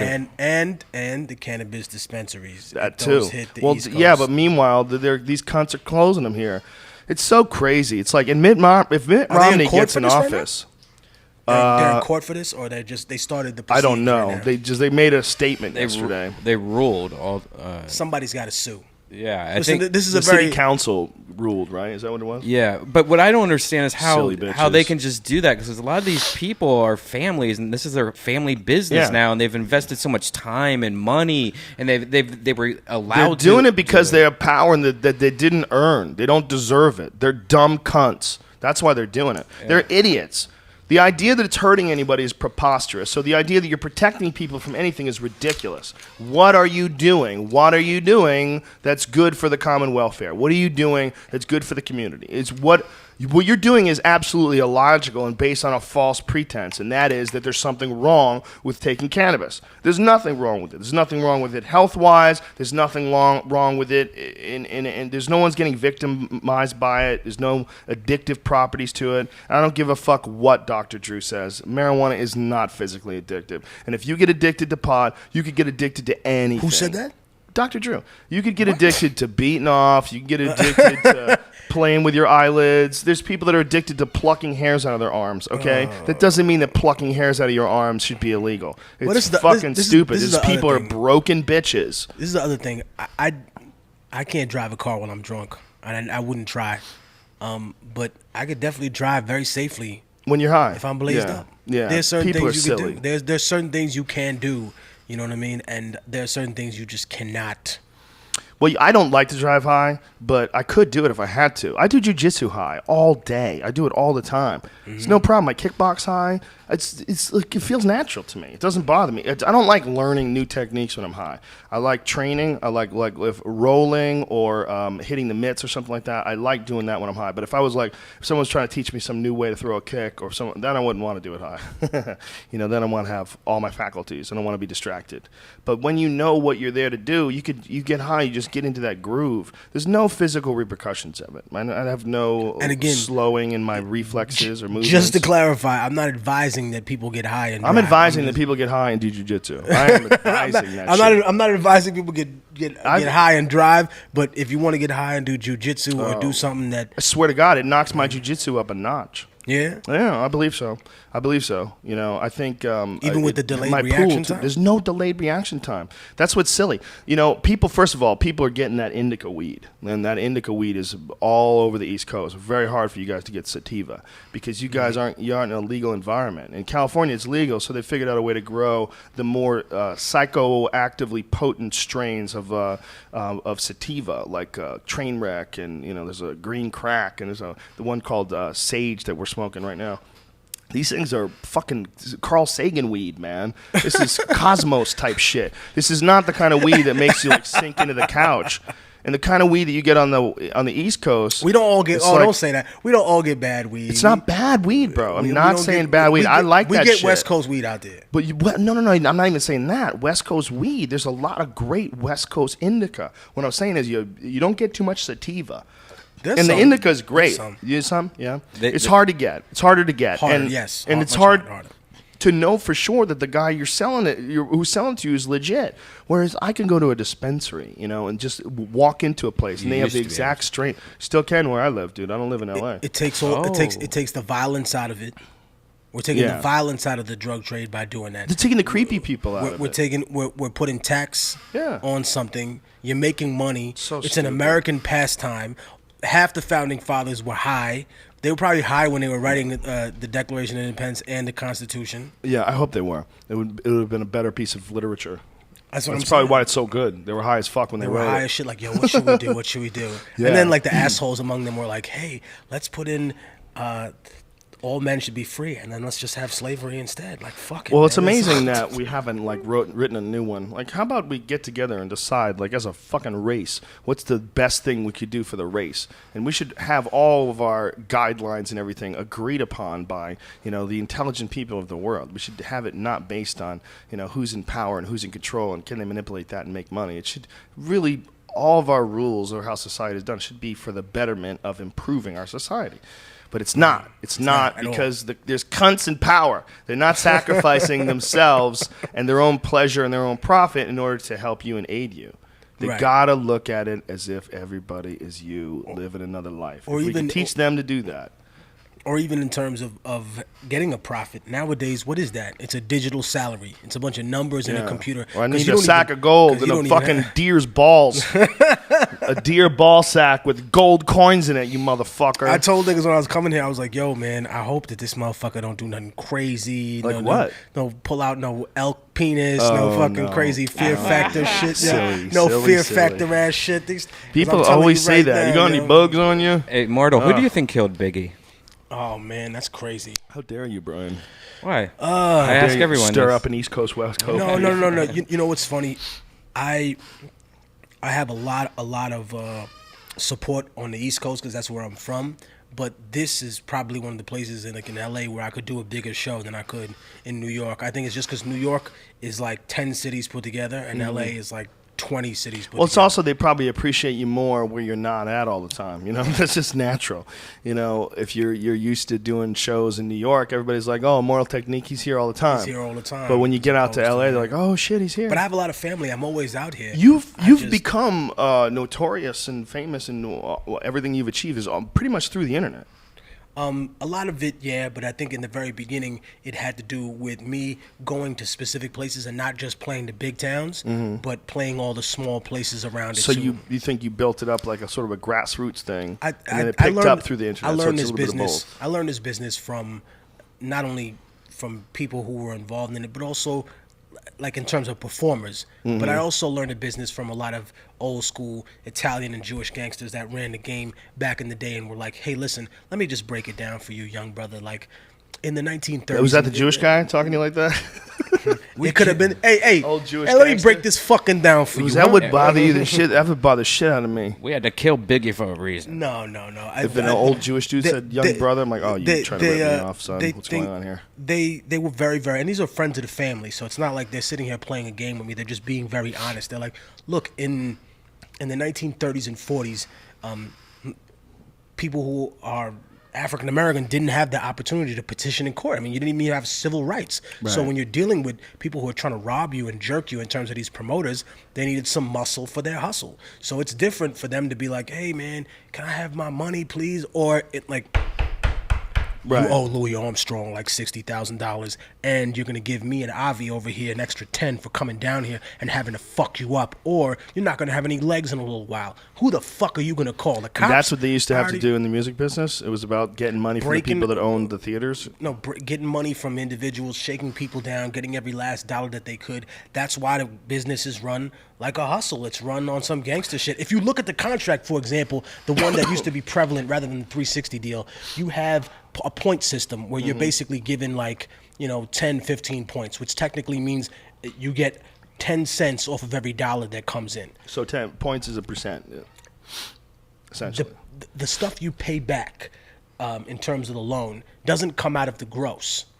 Comes It out doesn't of- it doesn't right. even come out of the net. It comes out of that 10%. It's the most gangster shit in the world. It's a way that Wow. you keep So people in perpetual out of that 10% servitude. comes all of the travel Marketing, expenses, traveling, pressing Wow, up. that's ridiculous. The amount of studio time. Not which evenly is just distributed crazy. between everybody. Right, exactly. Only goes to the artist. So I think to me, it wasn't just that, but they also told me, listen, if you want to survive and have longevity in this game, then do it the old school rock and roll way. Forget this mixtape craze that was hitting during the mid 2000s. They said what you need to do is tour nonstop, go everywhere, never turn down a show. So where did you tour? Where'd you start this off? Where'd you start doing rap? I mean, I could rhyme ever since I was about 9 years old, but I didn't really take it seriously. In terms of trying to put things together, put actual. I could rhyme when I was 5. I did some Dr. Real. Seuss type shit. Real. Let I could bitches put some know. real. No, but when I was Sam young, I I try to am. write. I try to write like little songs or little verses, and then I think when I got out of prison, I decided, you know what? I'm gonna take all these songs that I wrote while I was incarcerated, and I'm gonna really record them, and I'm gonna put them down. I'm gonna find instrumentals, and I went about it, and I started winning a lot of these MC battles. They still have them on now. They have some companies that run them, Smack and. You know what's funny, KOTV man? When and- dudes lose their head and punch the other guy. Have you seen some of that shit? I know a lot of people that have done things like that. Damn. But we shun those things in New York now. Oh, well, it's because ridiculous. We built a strong empire. You're a weak of bitch. stuff. If you sucker punch a guy while a guy's going off on you, you're a weak bitch. You can't handle your emotions. Or if somebody's getting in your face, literally touching your face, you've crossed the line, homie. Right, that's true, but there is some shit that someone could say that they deserve to get cracked. Like if someone's talking shit about your mother, or or especially someone in your family In the that battle has died. scene, in the battle scene now, there's nothing that's off limits. Yeah, but you should be. No, Because and the I dude's think- gonna punch you. but You that's talk the- like his mom dies, but that's and you the- talk but some that's shit the about his difference. mom. Joe, this is the difference between how it is now and how it was back in the day. When I was around still doing these battles in the late 90s, early 2000, and it really only in the early 2000s is it on video. All the other stuff was just street battles. If you said something in a battle, you had to be prepared to back it up afterwards. Whereas now, you could say, I'm going to murder you, I'm going to kick your ass. And then after the battle, people shake hands and no mention of what's actually transpired. So in the old days, it afterward. was more real. Yes, it You was say more you're like gonna murder someone, they might fucking shoot you when you're walking in your car. If we were all here in a big cipher back in like 1997 or something, and one of us and someone tried to jump in the cipher, somebody would test that person, like, what the fuck are you doing here, and start battling them. And whether or not they were successful or even held their own in the battle, they could stay in the cipher. It was more exclusive. People booed the shit out of you before and were not scared to. Whereas now they're like, oh yeah, well he tried, no, fuck you, get off stage. New York was just the worst. Have you ever heard of I Pete love it. Spratt? Do you know who Pete Spratt is? That name is familiar. He's a badass rapper who's also a badass mixed martial arts fighter. Oh yeah? Yeah, he fought in the UFC a few times. He's fought in MFC, fought in a bunch of different organizations. But he's a sick Muay Thai fighter. He's just a badass kickboxer. Very, very dangerous dude. But he's also a rapper. It was like a rapper. Yeah, it was like the last dude that you want to talk shit to in a fucking rap battle is Pete Right. Spratt. That motherfucker will leg kick you into oblivion. I found our old rap battle of you. Oh, you? wow. Yeah. You ever seen or at your high school science fair? Only way you win this battle is if I let you. You look like Captain Crunch's overweight nephew. That's for sure. Now, when you're doing this is all like ad-libbing? Yeah, it's pretty much freestyling, you know what I mean? Do you have shit that you like go-to things? I think every rapper has an emergency line, but back in the day, it really was really like very spontaneous. It was off the top of the head, as they refer to it, freestyling off the top of the head. I think, and then I think at some point nowadays, all the battle rap that we see now, Joe, is all very much choreographed. Like, in other words, you and I, it's run more the way the UFC would be, where you and I know our opponent months ahead of time. We train for his style. I see you and I say, you know what? His style is to find angles and personal lines about people. I know what his weaknesses are. I need to find it. Whereas back in the day, you would come in a room and the wall would just be wall-to-wall MCs, and they would call two people to come in the middle that didn't even know each other. And then, like you said before, you at war with a stranger. I don't know you. It's just they tell I you could where settle you're from and battle what you're doing. rapping in 10 minutes. Settle it all. Jiu-jitsu. Stop. Shut your I thought you were mouth. gonna say Yeah, but Lay down But- some mats. Shut the fuck up. Yeah, but at the Get in same your pair time- of shorts. Put a t-shirt on. Ready? Try to kill each other. Shut up. But it's a war. But that's the whole point. It's a war. It's a war of words. You know what I mean? You Yeah, gotta- but it's you have it's to- you not. have to- It's a more of insults. No, it's a no, war no, of no, like no, no. personal At- insults. At some point, I think if you don't make the insults clever and there's no technique to them Right. and there's no metaphor, then it becomes anything. Because Right. you and anybody else could have a slugfest in the street, and eventually somebody's gonna win. But if Right. there's no technique, there's no. But you know what? there's You no could have style that to just it. in your raps. Period. Isn't it better to do that than to do it in some sort of a fucking silly battle situation where you're insulting each other? I think, to me, battling is something that refined, and the way that I did rap. And just to clarify, there's a big difference between the way it was and the way it is now, Joe. The way it was that the winner got to come back and perform at the next one. So really, you had so to there win. was something to it. You had to win two battles. The first one was against your opponents, and there would be several in the same night. You would have a pyramid. and then you got to come back and, and perform a rap. your songs and music. So you had to prove yourself twice. The first time was against the other That's a great opponents, idea. and the other one was against the crowd. And nowadays, what's been taken out of it, Joe, is that advancement of somebody's career. That work that puts in, that says, you know what? Not only did you come here and prove yourself in terms of your insulting ability, but now I have to see: can you really write songs? Right. Is all you can do battle? Because Right. if that's all you can do, then step to the left, motherfucker. So someone that really has an opportunity to shine and worked on music can be in this position and show that to the crowd. There are dudes that only have like a battle rap game. They don't have like a rap game. I mean, I threw a personal battle, which there were two winners. There was a guy called Nestle and A-Class. Big shout out to them. And what their battle was for the opportunity, and they're going to have it now, to open up for a short tour that I'm going to do, like a spot day tour for the Middle Passage. So in that respect, yeah, they have to win a battle against one another, and then the prize is I have to now prove myself in front of this audience. I have to show them my work, and I have to show them that I'm more than just a battle rapper. That's the biggest battle for me, for any battle rapper to win. To actually become a real rapper. Right, to prove, you know what, I'm more than just a funny guy who can come up with insults. Similar to the way comedians struggle to get a show, or they struggle to well, get the on actual tour. correlation is comedians that work the crowd. Right. Comedians that work the crowd versus comedians that tell jokes. Because there's some guys that there's an art to making spontaneous humor up and where you from, Right. sir, and fucking around with people in the crowd. There's an art to that. But there's a lot of dudes that get good at that, and they can never turn it into a bit. They can never just go up there and, without interacting with people, say, this is my thoughts on things, and have it be funny. They just can't do it. They don't develop that skill. So they just steal material from other No, people. that's another thing. But there's we know a dude that's a funny guy, and he doesn't do any real comedy. He just talks to people. If he can't talk. But the crazy thing is, you can't do that if you're doing 2,000 people and you're 10 feet in the air and they're way down at the bottom. You got to have some bits. And that's I think that analogy is pretty on spot, because if you're not battling somebody, there's nobody in front of you. You got to be able to make it up on your own. It's like, what if you're that comedian that doesn't have that one person in the crowd that came with a stupid hat, and you can't make fun of nobody no more. Now you have to come up with something original, an idea that's all your own, that you own, that you put down, which is technically what you do when you make a song. Well, a lot of them actually do. What they do is they fake that they're talking to the crowd. They are talking to the crowd, but they have this guy says he's a fireman. I got some go-to shit for that. If you're from Chicago, I know what to say there. They have a bunch of shit that they can go to. They're just plugging it into the audience, and because it seems so spontaneous, it actually seems funnier. It seems like it's like a little trick, and it's good to fuck around with the crowd sometimes. I actually don't mind a little bit of it every now and then, but there's a big difference between the kind of work that's involved in just ad-libbing on the fly and actually writing some shit and making it a bit.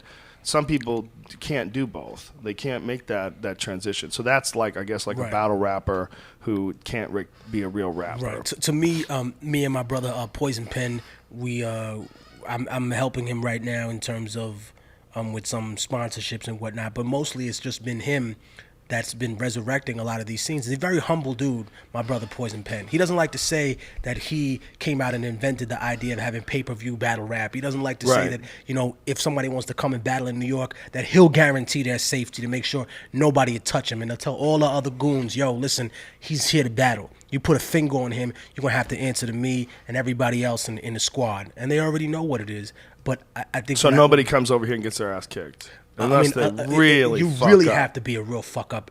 You know what I mean? We guarantee people's safety in New York because it's good for them to be here. We want people to come to New York to battle. Imagine if there was comedy clubs where you had to guarantee people's safety. Yo, you got to, man. You got to guarantee their safety in order to do stand-up. Holy shit. There's a little little more of a street element, I think, involved in battle rap, because you have people little more?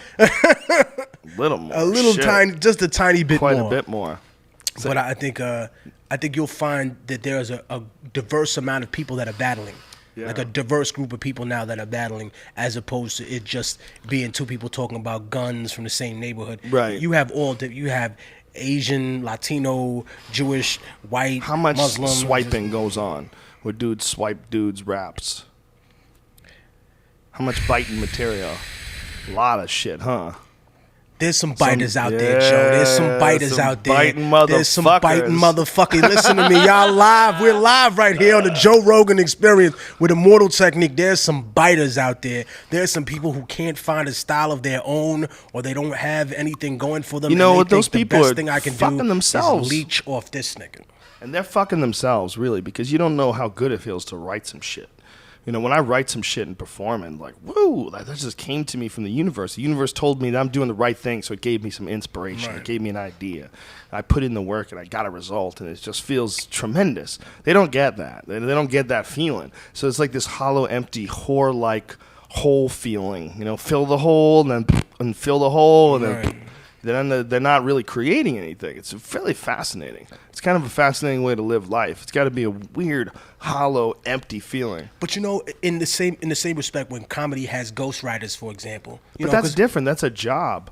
You know, when a guy puts together, like I know some great comics who but do there that. but there are people in battle rap and there are people in rap period who have plenty of ghostwriters as well. And I'm wondering, I don't think does there's that anything wrong with does that. take away from? But that's the interesting thing. To you, it doesn't, because in the culture of comedy, where you have somebody like a Paul Mooney who wrote for Richard Pryor, where you have somebody like maybe a Jeff Ross who now write for this person or that. Sure. That's seen as okay, that's acceptable, that's great. That Well, he's even helping like to the work greats, with it. like Chris Rock. Chris Rock used Nick DiPaolo and Absolutely. Jeff Ross, Right. Rich Voss, rather. He used, they're funny comics. They're great comics. And if it's- people bounce ideas you bounce off each ideas other, off, and it can helps work. ideas. I think in hip hop though, Yeah. it's I think that's looked down upon a lot more than it is anywhere else. It's like it's the kind of elephant in the room that people don't accept. Well, there's a lot of people in comedy that don't accept it either. Like guys like Louis C.K. writes his own shit every year. Every year he writes his own new hour every year, and he's one of the rare guys that does it. And he not only does it, he does it while he's actually doing a television show too that he also edits and produces. He's a maniac. I don't know how the fuck he does it. It's really incredible. He's basically He's on a alpha pill. That's what they're no, he's basically obsessed with doing great shit, and the results have been so spectacular. He's just continuing on that obsessive path. It's amazing. He's just shout putting out out. shout out to Louis, because that's what I do. I write all my own rhymes. Nobody come up in there and says, "Hey, you should rap to this beat," or "You should rhyme about that." It has to be an Joey original. Diaz does that. I do that. I don't ever really accept ideas from people, but that's because I have my own shit I'm trying to work out already. It's not that their ideas aren't great. It's Right. just at a certain point in time, I like to have it all come from my head. And there's a difference in between taking something that's kind of half done and bouncing it off Right. people you respect and being like, you know what, this is half done. Write the rest of it for me. I'll be back. Some later. comics give each other taglines too. Like that's one thing that's really cool that I really like doing. I like doing that for someone comes off stage and you're like, what if you said this at the end? I'm like, oh shit, it's fun. And then when you do it, it's cool because like if somebody gives you a tagline and then you do it, it's like a shout out to your friend every time you're on Right. stage. It's kind of cool.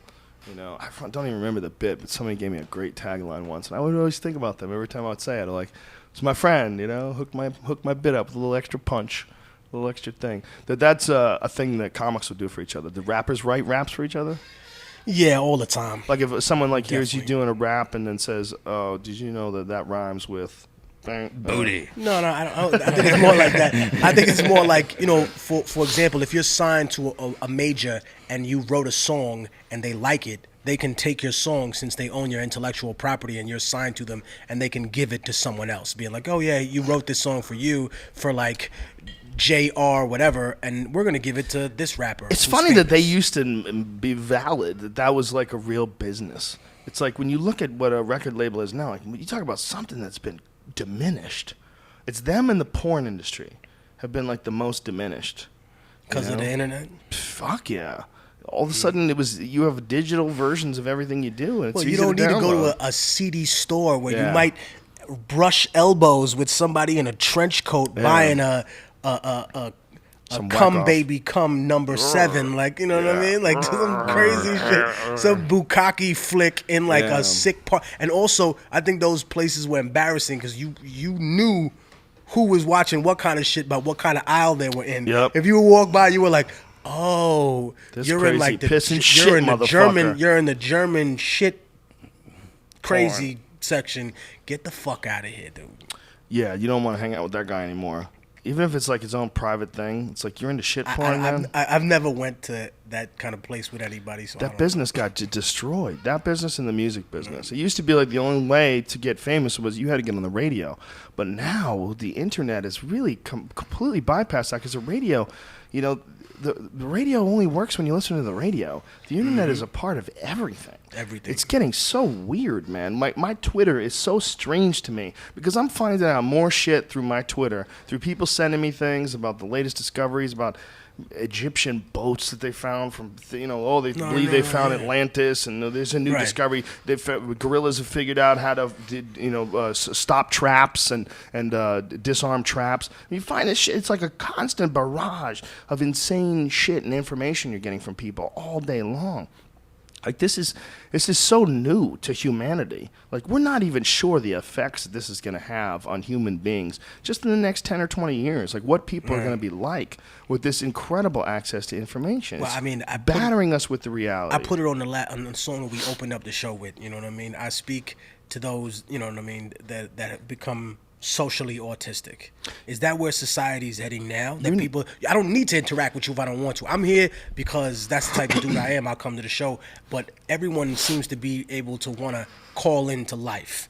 You know what I mean? You meet more people on the internet that you're going to meet in real life. You know what I mean? You well, meet of course, more people. yeah. You would never have the opportunity to meet hundreds of new people instantly. Right, and then or you have access to information, or you don't send letters no more, you send an email. Right. You know what I mean? You don't call nobody no more, you Skype with them. You know what I mean? In some ways there's benefits to that. It creates the ability to communicate with people, but what kind of communication? Because I've known individuals to severely misconstrue a text or an email before that they can't get from a personal, like I look at you, there's something about the way you stand that tells me what your intentions are, the way you're moving. I think even in race relations, this works because people who have been exposed to different races or different cultures of people, they look and see, okay, someone's rolling up walking down the street. He's not a criminal. He looks like this motherfucker's lost.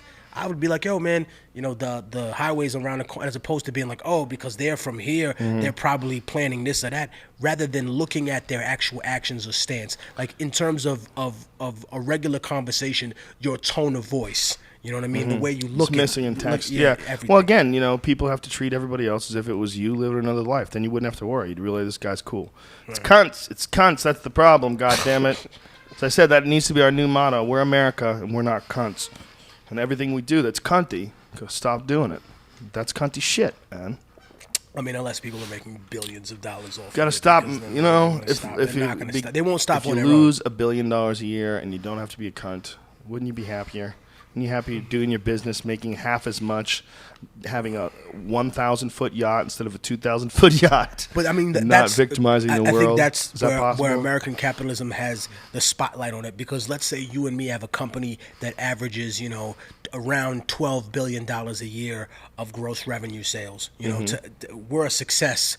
But then the next year, and every year we keep getting a little bit bigger. 12 billion. But then you get into math and you spend all your money on hookers. No. I'm just saying, one year, imagine we make 11 billion. Not even gross. We're talking about net right now. Okay. We make 11 billion. What are profit. we doing? Are we selling anything? It doesn't matter. The point being, I just want to know what kind of business I'm in. I'm so fucking successful. The point being, Joe, is to a lot of people in the business community and to the model of business, we're a failure now. We're downsizing. We're not going up from 12.5 billion to 13. Now we're back to 11. People are like, oh, this business is on the decline. We just made $11 billion. That's just how they think. You know what I mean? If you're not always expanding, if you're not buying new people, if you're not buying new resources, if you haven't obtained a good rapport with a government that makes labor laws very, very simple for you to deal with, then you're a failure. And I think that's what needs to change too, in order for people to see themselves and other individuals. Yeah, there's going to be some karma-free ways to do things, and I've always said, we need to figure out a karma-free iPhone.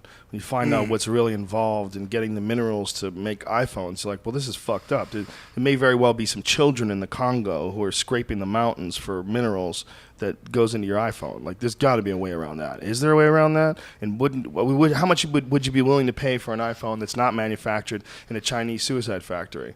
I mean, these places where they have nets set up in between buildings because so many fucking employees have committed suicide, they've actually done this. And people say, well, actually, the amount of people that commit suicide in these places, it's very similar to the amount of people that commit suicide in real life. Well, you know what the difference is? That's not real life. That's their job. How many fucking people commit suicide at work? You want to talk about despair. They're living in crazy dormitories and they're jumping off the roof into concrete to end it. Well, I mean, they're in a dorm. Yeah. That's basic. I mean, we're talking about the idea that there would be anything okay with that is crazy. If somebody, I'm not criticizing China, the whole China, but I'm saying, look, if you don't like prison here, you don't like the legal system here, you're really not going to like it in China. Yeah. You know what I mean? If we're talking about a government that is very authoritarian, something that the U.S. I think really kind of envies, the ability for them to just tell people to shut the fuck up about things. Like, listen, dude, we're doing all the oh, you're gonna complain? Shut up now. The button's been pressed and everyone shuts up. You know what I mean? Olympics are here. Take dog off the menu everywhere. I don't want to see it because these people from Europe and America, that's their best friend. You know what I mean? You might shoot a nigga, you won't go to jail. You fuck with a dog, yeah, that's the white man's best friend. You're going to jail, dude. You know, that's what it is. They made them niggas. They found all these different species of dogs, and in Germany and in all these other places during the Middle Ages, they bred them to be what they are today. And then Chinese people ate the fuck out of them. And then someone decided that they tasted really good. I bet they do. I don't know. I've had fat rabbit. dogs. I've never had. Rabbit's delicious. I've never had dog, though. Don't tell Eddie Bravo, though. He'll go crazy. Eddie Bravo loves rabbits. It's all good. Everybody picks their animals. Me, I'm a dog man. But I'm just saying, like, to me, if we're at a point where society is just unwilling to move, then what's the only thing that can rectify that? A cataclysm, do you think? No, the only thing that can rectify it is information. People have to change. You have to change who the fuck you are. If you're a person that's a part of the problem and you're aware that you're part of the problem, you got to find a path away from that. But if the real problem is you get addicted to life. You get caught up in a system where you have a mortgage and you have car payments and you have credit card bills and you have this is for gas, this is for food, and you have these numbers that you have to achieve on a regular basis. So there's almost no way you can detach yourself from the system and then start off with some new path. It's like you need constant income. If you have a family, you need constant income. If you have a mortgage, you need constant income. And that's how most of us are stuck. Most of us are stuck because we sort of got on some sort of a path, and then we became involved in the system due to financial necessity. There's like you're not going to go homeless. You're not going to have your fucking kids be poor just because you have a dream of trying to make it as an author. You're going to have to find a way to do both of them at the same time. You're going to have to find a way to work around it. You can't just detach yourself from the system. That's why so many people have a hard time changing. Yeah, that's why so many people have a hard time changing, is they don't have the time for reflection. And when people are caught up in any sort of fanatical pursuit, especially financial fanatical pursuit, it becomes about ones and zeros. It becomes about numbers. It becomes about adding zeros to the ledger. It doesn't become about your own personal growth and you as a human being trying to find yourself in a better place in this world. It doesn't become about that. That's the real issue. The real issue is the numbers trick you into thinking that they're real. Instead of thinking that, because they are real, you can get things from them, real things like a house that you can knock on. You can get a car that you knock on that car. That's a real car. So there is something real that you get from it. But essentially, we've decided that those things or that you can get those things from money. We've decided that. We've all decided that, and because it's broken down to a number thing, then that becomes the grand pursuit. The grand pursuit becomes this crazy idea that you need to stockpile numbers at the expense of humanity, and that humanity shouldn't be put at the very forefront of any of the decisions. So all of this could have been avoided. Everything could have been avoided if any company realized that humanity has to be first. So if you're poisoning rivers, if you're, fucking people out of land, you cannot operate like that. There must be a humane way to progress and do business. If it only involves littering, and it only involves polluting, and it only involves murder, well, then that's ridiculous. This shouldn't be a task that's taken forth by people. But because of the fact that you can get ones and zeros from those things, the ones and zeros have tricked us into thinking that they are the end-all, be-all. By providing us with real things that come from the ones and zeros, they have sort of figured out a way to hijack our system. But we have to realize that solid things don't mean shit if you don't have your humanity.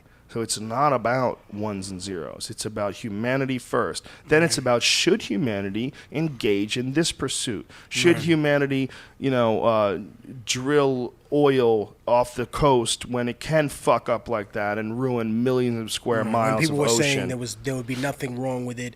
This was a perfectly right, and then we find out that it was all about ones and zeros. The reason why it happened in the first place is because the company that was building the well, they cut a few corners because they were trying to make a deadline, and they put a less effective sort of a system in place, and then it fucking exploded and killed people and fucked up everything for a long ass time. Why? Because of ones and zeros, not because of humanity.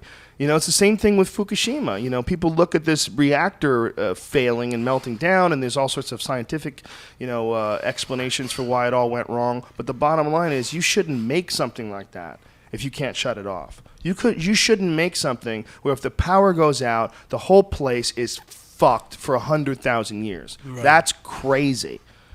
That's crazy, and that's a ones and zeros economic situation. I think when you're talking about an element, though, that has been refined, we're talking about U-235. Like nuclear power? We're talking about, when you're talking about uranium, you're talking about plutonium, all of these elements that are created by mankind, these isotopes, right, they're generally unstable. They might have the same number of protons and electrons, but it's the neutrons that flow out of them. What I always thought was interesting is, how do the neutrons know just to leave, that there are just too many, that we all just don't fit, or that they just neutrons don't take anybody's bullshit. Neutrons just bounce the fuck out, and it creates such an unstable element that, is that what it is? Even toying with that, even toying with something like that, you don't know, because it doesn't have a stable physical property. Right. There is no shut off. Well, that's what the nutty thing is. There's no way to cool it off, apparently. Yeah, they had to use whatever, they used ocean water. Still not really cooling it off, and they don't know what the fuck is going to happen. I mean, the whole thing is insane, and it all happened because someone thought that they could profit from it. They needed power. They needed to supply all these people with power, and that became the way to do it. It just seems so nutty. It seems so incredibly nutty. But it's either that, or what are you gonna do? You're gonna coal? You're gonna fucking have coal factories and fuck up the environment even more? And which one are you gonna go with? We need some electricity, bitch. Right. Someone needs to figure out a better way than that. Solar energy. Yeah. But we get tripped up in these one ways. We get tripped up. We get caught up in this one way, and we think that's the only way possible. I don't know what the fuck the Egyptians did, but they did something. They did something that allowed them to move these giant blocks of stone. Like, what the fuck were they doing? What kind of power did they have? They enslaved thousands of people and told them to move that stone. Yeah, but it doesn't matter. But even if they did that, how the fuck did they pull it off? If they had thousands of people. But they had engineering at that. I think at that particular time, what we failed to see and we failed to realize is that, look, all of the documentation that they had was lost in countless amount of wars. It's been scattered. Well, the libraries of Alexandria was actually burned. They were burnt down twice. We've lost all that information, but it still doesn't in any way answer the question. How the fuck did they do that? Because what you're looking at is something that we can't do right now. I mean, there's a lot of those pieces of stone. I think we can do it right now. You know what I mean? Some of them are cut from a quarry that was miles away, and these motherfuckers moved these 1,000-ton stone blocks. Like, how about the Acropolis, where the Parthenon is under? It's under the Parthenon, rather. These huge fucking stones that no one has any idea how they moved them there. No one has any idea how old they are. They just somehow or another, someone cut these giant stones and put them into place, and you just go, what? But I mean, when you go down to South America, you go to see the Incas, you'll see that too in Machu Picchu. Yeah, absolutely. Perfectly, incredible work. As if they were cut by lasers. Mm-hmm. How about the Pumapunku and all that shit up in Peru? It's amazing. Or how did the heads on Easter Island get there and all that extracurricular shit? Oh yeah. Well, not only that, they found out those heads aren't just heads anymore. They started digging underneath them, and there's whole bodies to those things. Whole bodies, and it's interesting because they're not weathered, so they get to see the much more intricate carvings. They get to see like their hands and shit, but the bodies go like way down low. There's been a whole field of study now. Now they're really kind of tripping out about how. It seems very suspect that they just didn't look at that before. Like, oh, not really, wait, man, because it it's sort of farther down. Two things. One, they didn't have the technology, I don't think, to measure the Earth. A shovel? Like no seismic. Because if you just dig down like that, you could fuck it up. You could fuck up the site, and when they do that, you're supposed to do it like microscopically. When you like this thing that they're doing in Turkey, this Göbekli Tepe. This is one of the oldest known structures. It's at least 13,000 years old, and it was built by people who they thought were like. At the time, they were hunter and gatherers. It throws a big monkey wrench into that because there's these huge stone columns and this, 9-foot tall stone columns with, exotic animals carved into them. Incredible, incredible work. And it's all from 13,000+ years ago. And it was all filled in 13,000 years ago. Artificially filled in. And humanity is thousands of years older than we probably think it is. Much more. But what's nutty about this one is that they've actually found that it somehow or another was buried.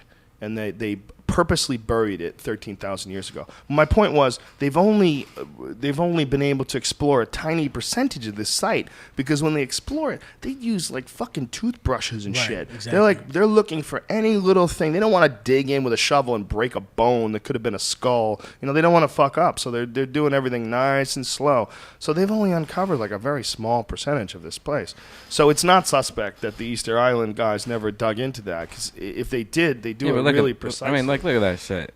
I mean, it's amazing. It They just thought it seems was like just a stone. Yeah, but it seems like if here's the land right here, and then they're probably like, hey, look, it's still going down. Let's go. I mean, these things have been in here for Sort of, what I Brian, mean? but you got to understand, when they did find them, when they initially found them, they were so shocked that they were so big in the And how first the place. fuck They couldn't figure out how people made them. It's not even the head, but how did they get that stone there? Yeah, Is they the don't know stone where there? it came from. I mean, it came from somewhere on the island, obviously, And but they how don't did know how Snoop Dogg get long- invited to this? That's not Snoop.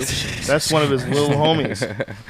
You take some other. There's other pictures of them if you find them online. They're pretty interesting. There's a lot of work that's been dedicated to that now, and then trying to figure out how the fuck they did it and what it's supposed to represent too. Why are they doing the same guy like that over and over and over again? Who is that guy? And of course, that's where the Ancient Aliens come in. Those dudes, those Giorgio Tsoukalos dudes. We've had him on the podcast a bunch of times. I love that guy. I heard Katy Perry wants to meet him. Like there was like She this does. thing, like reports the Set it other up. day. Imagine if we made her and him hook it up, and then he replaced Russell Brand. No, if they Oh, man, met Georgia. and then we met her and then we stole her from George. Oh, do you want to steal Katy Perry? Get out of here, son. Fuck yeah, I want You want Katy to be Perry. her beta boyfriend that travels around with her on tour? Yes. Trust me, dude. You don't want that. You don't want that gig. She'll force you to get fat again. Don't do it. Have you? Wow. Did you talk about on a podcast about how hilarious that Tim Heidecker has been going off on Russell? We didn't talk about Brand. it. Russell Brand is an English guy who's a really funny actor. He's really funny in Get him to the Greek dude, right? Yeah, I didn't see that movie, but I loved him in the Sarah Marshall movie. But he's apparently he's got a talk show, and every time it's on, Tim Heidecker destroys it. He just goes after it and like spends the whole hour like writing hashtag like vomit, like sarcastic shit about things not being funny. Hashtag vomit, just shitting all over Russell Brand. Well, But he's obsessed with it. I think his new show is I forget what it's called. It's like something X or something like Brand that. X, I think. Brand it's called. X. Is it good? Have you seen it? No, I won't. I actually not a big fan of his. You don't like him as an actor? No, actor. I do like him as an actor, but this is not an actor. This is like some weird like talk show, isn't it, or something like that? But the poster is so. They have it all over Sunset, and it's just him like laying back with his feet up, and like I don't know. It's. Did you see what someone wrote on one of the posters? Yeah. Graffiti. What did they write? I'd rather watch Katy Perry's new movie than watch. Oh, that's some Damn, son. loyal fans. There you go, Katie. There's some loyal fans, Oh, baby. is that what it says? Yeah, Where is it? That's not the. That's the this is the actual- poster that they did it to. Yeah, he's on wild. Sunset. Don't you get it? He's English and wild. Yeah, but if you look at Tim Heidecker, who does Tim and Eric, if you look at his Twitter page, it's just one after another, just hilarious, He's just tearing them up. tearing them up. But I guess a lot of what's people what's are the saying beef, it's though? not very good. He just know. don't like him. I He guess doesn't like it? mediocrity. Or Yeah. he likes He's Katy a, Perry. He's and a he mad warrior that she- against mediocrity. I think he's just trying to impress Katie. You think so? And I don't blame him. Could be that too. Maybe that. Yeah. He's trying to get points, saying, "Yo, look, your man don't like you, don't appreciate you. I'll appreciate you. Look at me destroy your ex. Right. tear him Maybe down, it could be a little bit of that. You think? trying to holler." You really think so? You Well, think that's what it is? why don't we ask him right now? Is you gonna respond to us on Twitter, to me and Joe? We saying you want her, just holler. I think he's just a champion against mediocrity. That could I be think it he too. thinks he just really genuinely thinks that guy sucks. Excuse me, what are you doing to Katie? Stop doing it to Katie. Oh. Why did he agree to that? Why did he agree to that photo?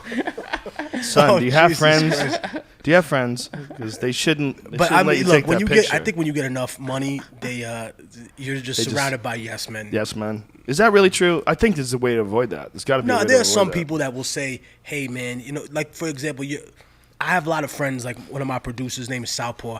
I've known this brother for over 30 years. We went to nursery school together. If I'm on some bullshit, he'll tell me like, "Yo, man, look, dude, get the fuck out of here." Does he have to tell you that sometimes? Yes, definitely has to tell me, "Yo, man," like when we were doing the last album, like, "Yo, man, get the fuck up, man. We got to get this going. We got to get this moving." Like, he's a good motivator when he's on it.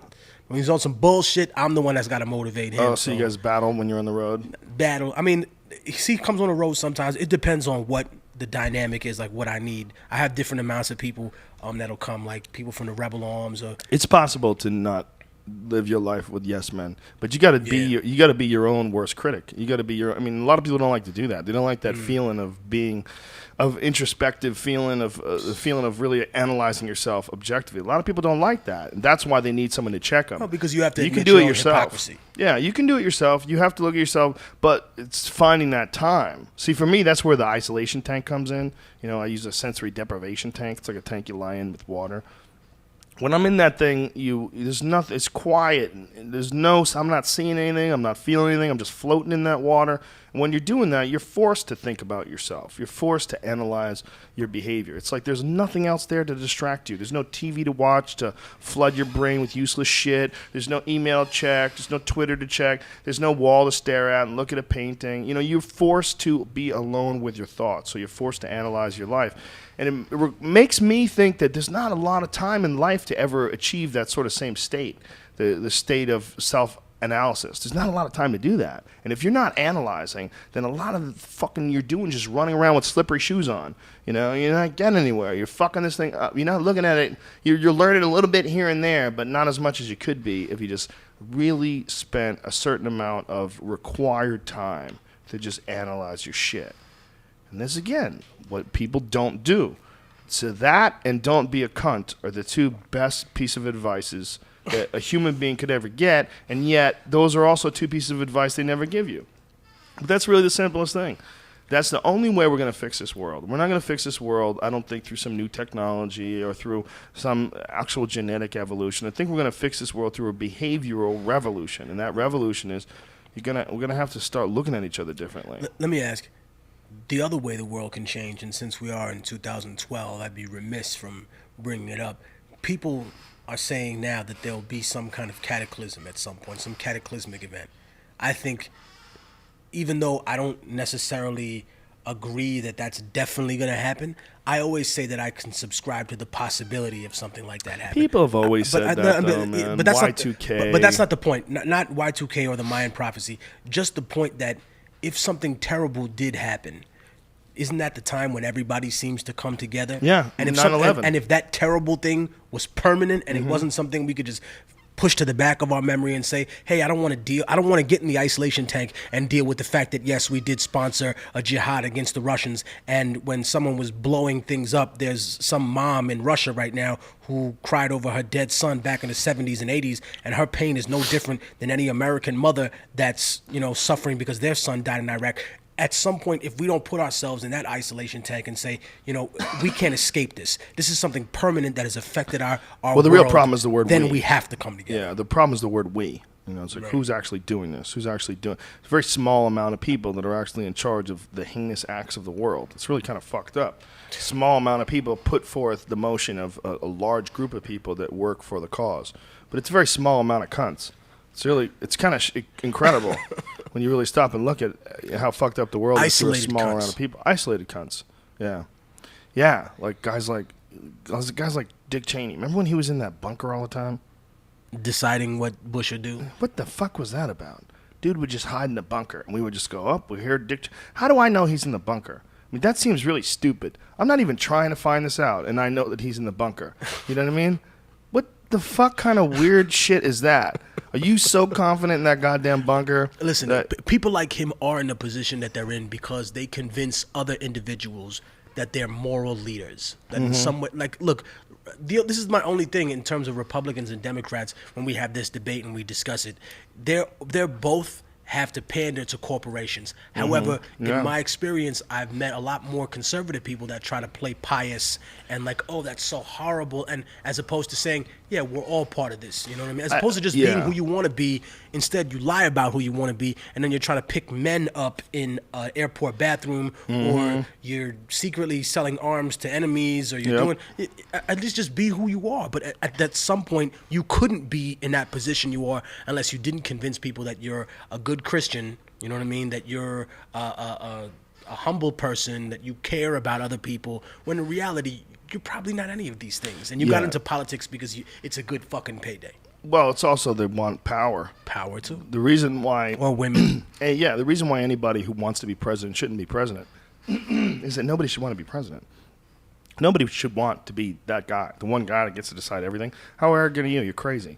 You're out of your fucking mind. The position shouldn't exist anymore. It shouldn't be a way where one person is thought of as our great leader in 2012. It's nonsense. It's a form of leadership, a form of hierarchy that exists in small groups of primates, okay? That alpha shit works with one person when there's like 50 people. But I don't think one's that got to be the bad motherfucker, the leader I don't of the think that really tribe. is a functional system now. I think that's the imagery the system gives you. But obviously, Well, I know, but I'm saying people like he should Obama, even abandon that. He Right, has but- a cabinet. Yeah. But people have, but not just the cabinet. He has a plethora of backers that have given course. financially to it. And at the end of every election, He represents these them. motherfuckers expect to get paid. They expect to get what they gave. You know, Yeah. Hey, look, if I make a fucking investment, homie, I want some returns. This is you're gonna do something for me. I gave That's to you. why Mitt You gotta give to Romney me. is so dangerous with this medical marijuana shit. He's the most dangerous because he says he'll fight tooth and claw to stop medical marijuana. Well, of course you will. Of course you will. Someone's paying you to do that. It's smart. Right. It's smart for you.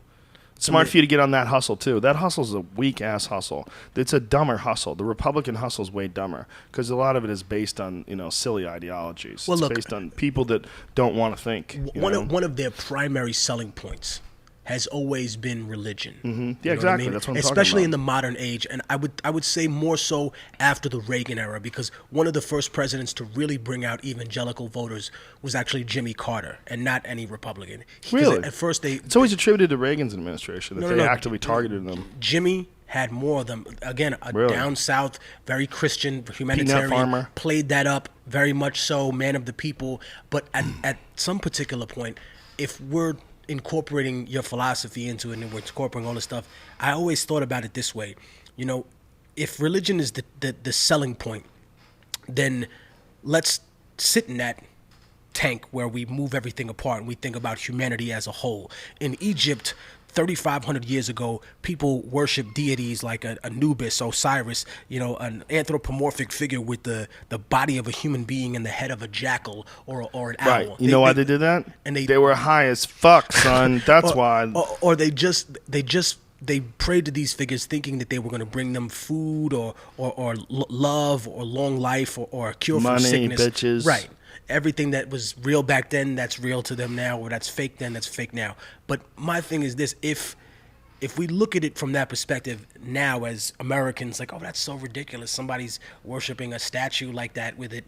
Well, that's 3,500 years from now. If humanity makes it 3,500 years from today and they look back at this time, I know exactly what they'll say. They'll say, just as we said about those people, look at these ridiculous, pathetic human beings that lived at this time. They worshipped a dead guy nailed to a piece of wood, and they couldn't understand the most basic thing he was trying to tell people, which is treat others the way you want to be treated. Or they worshipped a dude who you can't even draw, or people want to kill you. Right. Or at any point How about that? took a position Yeah. that said, I'm going To think. to create the ability to just tell people something and not have them question it ever at all. Yeah. That's the most dangerous part I think about It's ridiculous. anything, because you should be able to say, hey man, if one of these things is illogical, then all of them have to be illogical. If you're telling me, oh, it's impossible for Jesus to have resurrected, okay, but it's possible for a man to divide the ocean, for someone that the Prophet Muhammad, peace be on him, ascends into heaven, that's the same thing to me, or is the same impossibility. But I think that when you look at people's lives who live in poverty, the reason that that's so that's so prevalent there is because their lives are so ridiculous, because their lives are so insane that I couldn't understand. But that's just as outlandish to me as walking on water. The idea that, you know what, I'm gonna have to drink my own piss today, or I'm not gonna fucking be hydrated, or I have to go for 3 days without food, or I have to cut pieces of my flesh out. So to feed my you're saying that family. their life was so fucked that the religion, it was easy to give them religion. Well, I'll put it this way. I'll give you a personal example rather than using a hypothetical. My grandmother, whose house I just left, like I was telling you before, I took her to Vaughn's. I always show grandma love. I care about her a lot. She raised 10 kids. You know what I mean? And God bless her soul. My grandfather, God rest his soul, was a good man in his later years, but he fucked up a lot of things in his first years. So he wasn't around a lot. And I always think to myself, like, there's something about the idea that grandma had that somewhere in the sky, that a guy named Jesus, you know what I mean, with the mullet and the cut, you know what I mean, and the blue eyes, was out there watching her, and she depended on that idea. I'm not trying to steal that love and compassion from anybody. I'm not trying to take any religion away from people at all. I just tell them all the time that unless your religion makes you a better person, unless it makes you less judgmental over people's lives, if it makes you more generous, if it makes you look at people and say, hey, just like you said, you know what? What if I was that person? What if I grew up like that? Then it's ennobled you. But if it makes you more pretentious, if it makes you more of an asshole, if it makes you say, I just have the real truth and everyone who doesn't believe in what I believe in is going to hell, then your religion has failed you as much as you failed that religion. In my humble opinion, that's all I would say. That without that connection, It's just an ideology, and the Without real that problem with the connection to it. ideology is it answers questions that have no answers. Doesn't make any sense. It's not that there couldn't have been a Jesus, not that even couldn't have been a guy who came back from the dead. How the fuck do you know? I don't know. exactly. Okay, if you're talking about one magical act, let's just go hypothetical completely. One magical act. You're saying that magic can't exist? Is that what you're saying? Maybe it can't right now.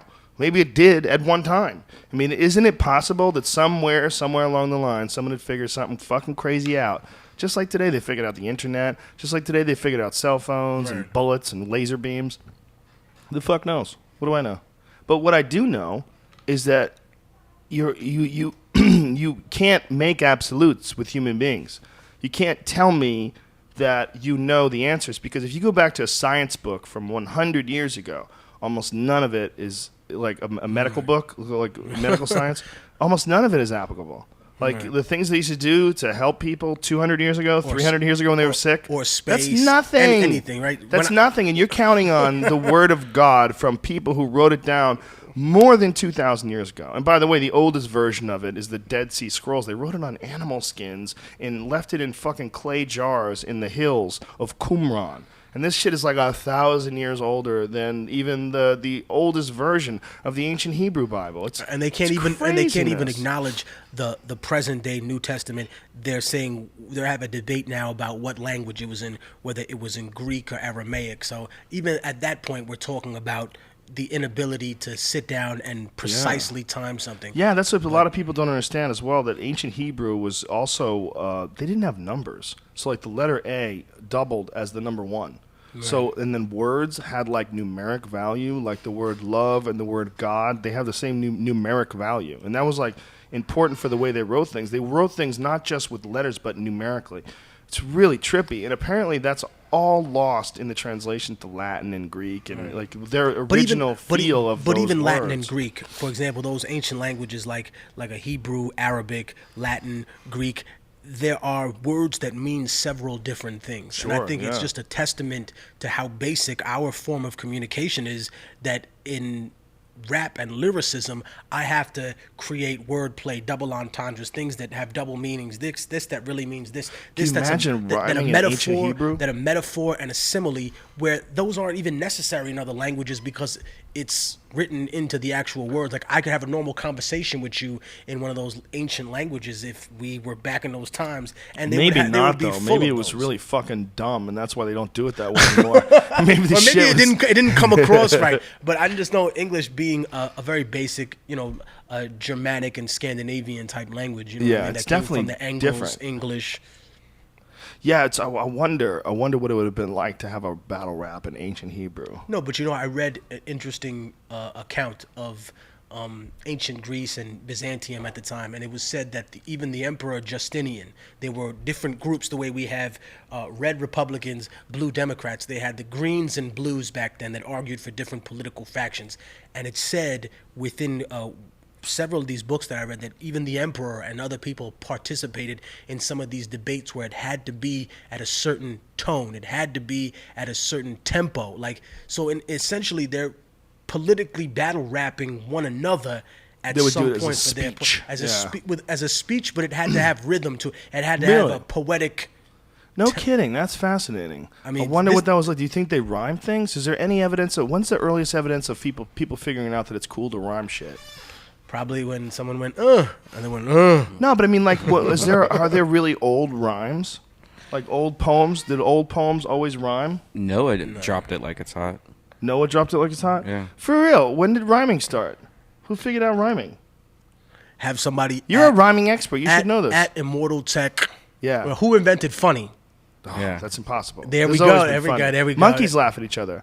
You go to the zoo and one chimp will hit another Well, chimp I'm with saying his, that a lot his of words poop. sound the same. You never know who sounded Yeah, right. I know, but I wonder when the Rhyme cat and actual hat. art of In of terms writing of- things down and making them rhyme, doing them correct, and doing in time. Harry Mary. Yeah, someone figured out that there was something cool about that, because there really is something cool about rhyming shit. It makes it better. You got to take a leak. Yeah, straight out that door. Last door on the left. We got a I'm show gonna Friday. find out. Yeah, show Friday, dirty freaks. 10:30. Joey Diaz, you said? Yeah, Jones? Joey Diaz, Josh McDermott, Brian Redband, me, and a whole lot of other people that we're friends with that stopped by, hopefully. We don't know exactly what the lineup is, but that's the lineup so far. But it'll be Friday night, 10:30 in the Ice House Comedy Club, which is probably one of the fucking coolest spots on earth. Been here since like 1950-something. What was I just Googling? What was I looking at? I was talking to him about something crazy. I don't know. You don't remember? I know. This, Were you paying attention I at ate all? an edible and Oh, you son of a bitch. kinda fucked After me I up. ate that edible yesterday, if people are like, dude, Joe, you seem like you were on drugs yesterday. Yeah, something like that. That was a weird one. I ate more of it. And I forgot. I was just hungry. I've been eating edibles a lot lately just because I have so many edibles now. You just decided to and chew on I'm them. hungry. I'm like, wow, it's a Reese's cup. I'm hungry. You should get some food in your house, bitch. I know. I really should. But being that high and listening to Honey Honey was really freakish, man. Oh, I bet. Holy shit, they were good. Yeah. Her voice is incredible, man. It's mind-boggling. The kind of, like I was saying, like you're making noise with your mouth and it makes people feel better. Yeah. Like it's It's weird. insane. I would love to be able to. Wouldn't you love to be able to date a girl that could play an instrument and sing like that? I think that would. I've never done that. I think it would be. It'd be different. It'd be sexy. It's definitely sexy. Like she would write you a song, like if, for your Ew. birthday or silly something. Bitch. I want to hear your fucking crazy song you wrote about me, you silly bitch. Yeah, but what if she was like crazy talented? That would be really fucking bad for your ego. Some chick writing songs about you. I think it would be amazing. You're so vain. If it was good, like her voice was really Bet good. you think this song is about you. You're so vain. That was a badass bitch, Carly Simon. Yeah, you got to be really careful if you bang a famous singer and she writes a song about you, Warren Beatty. People are really mad that you Wow. never answered who you thought killed Piggy. Oh, Fuck those people. You don't have to answer that silly goddamn question. I got to give. This by is the the way, real question. before I, Is Bigfoot real? I think at some point he was. At some point, and they don't At some- exist anymore? At some point he was. I mean, like we You said think it's before, possible in the there- Pacific Northwest there might be an there- undiscovered primate? I'm not sure. Never been there to the Pacific Northwest looking for a fucking primate. I think that's a good question to But ask we've people. definitely met some primates on the road that act out of place, and they want to play monkey, and they run into some real gorillas. And I don't think that is the same thing. I think we're talking about a totally different thing. No, We're but they talking about- definitely get the Bigfoot. They get that Sasquatch stomp. So that's what it is, baby. I think that's a good question to ask almost anybody that comes on the podcast. Do they believe in Bigfoot? I started with Chael Sonnen. I like might have Biggie. to talk. No. I've asked like 10 people. Who killed Biggie? Yeah. What was their response? Who knows? all the What was it? police. The Supposed to be police. the Rampart unit. That was the Rolling Stone said it was the Rampart unit. Yeah. It wouldn't be the first time they shot a motherfucker with no consequence. Well, not only that, it wouldn't be the first. I mean, back then you had to realize in the 1990s, essentially we were in the non-internet age. People had not changed from the old Pac ways. got shot on the strip of Vegas with Yeah. how many witnesses? Yeah, it's the internet age has really changed a lot of shit. It's not as easy to just pull something off like that. Right. It's different. It's a different world. And I think, remember, did you ever see Cocaine Cowboys? Mm-hmm. God damn, is that a good movie? God damn, is that a good movie?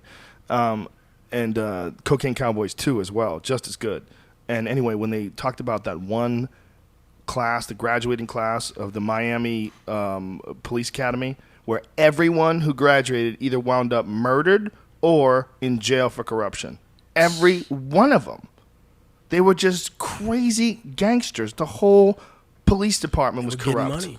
That's amazing. I mean, we had something like that in Harlem called the Dirty 30, where they were just robbing drug dealers. Was it 30 cops? There was such a gang, and it was the 30th precinct, I believe. Oh. So I think what they did was that they would just continuously rob drug dealers, harass individuals for money, and they were extorting dealers at the time. Jesus It was Christ. crazy. One of my friends' fathers said that at a particular time the cops came in, raided what he had, and said, you know what, we're taking the money, but we're gonna leave the stash, and we're gonna make sure nobody fucks with you, and we're gonna give you extra stash. Here, we got some more smack for you, press up, do whatever you want, and then we'll come back and we'll take a percentage and you can have your whatever the fuck cut. He said this went on for a couple of months, and he was like, yo, you know what, finally I'm out of this. He said he don't even know what happened to his friend that was into it with 5-0. He said basically, you know what? So the police made some sort of a deal where they would take a piece of the action. Right, absolutely. Ooh, it's such a slippery slope. If you're a cop and you start doing illegal shit, you really can't stop. I mean, how do you stop and become a good cop again? It's so hard for them to stop. It's Plus, drug dealers, they Yeah. don't give a fuck about no badge, homie. You Yeah. stole $10 million from me, I'm gonna fucking kill you. Yeah, the And badge I'm gonna is kill your nonsense. family. You're just a person. Right. At the end of the day, you're just a person, and that's the creepiest thing that a cop could think of is that they're in a gang.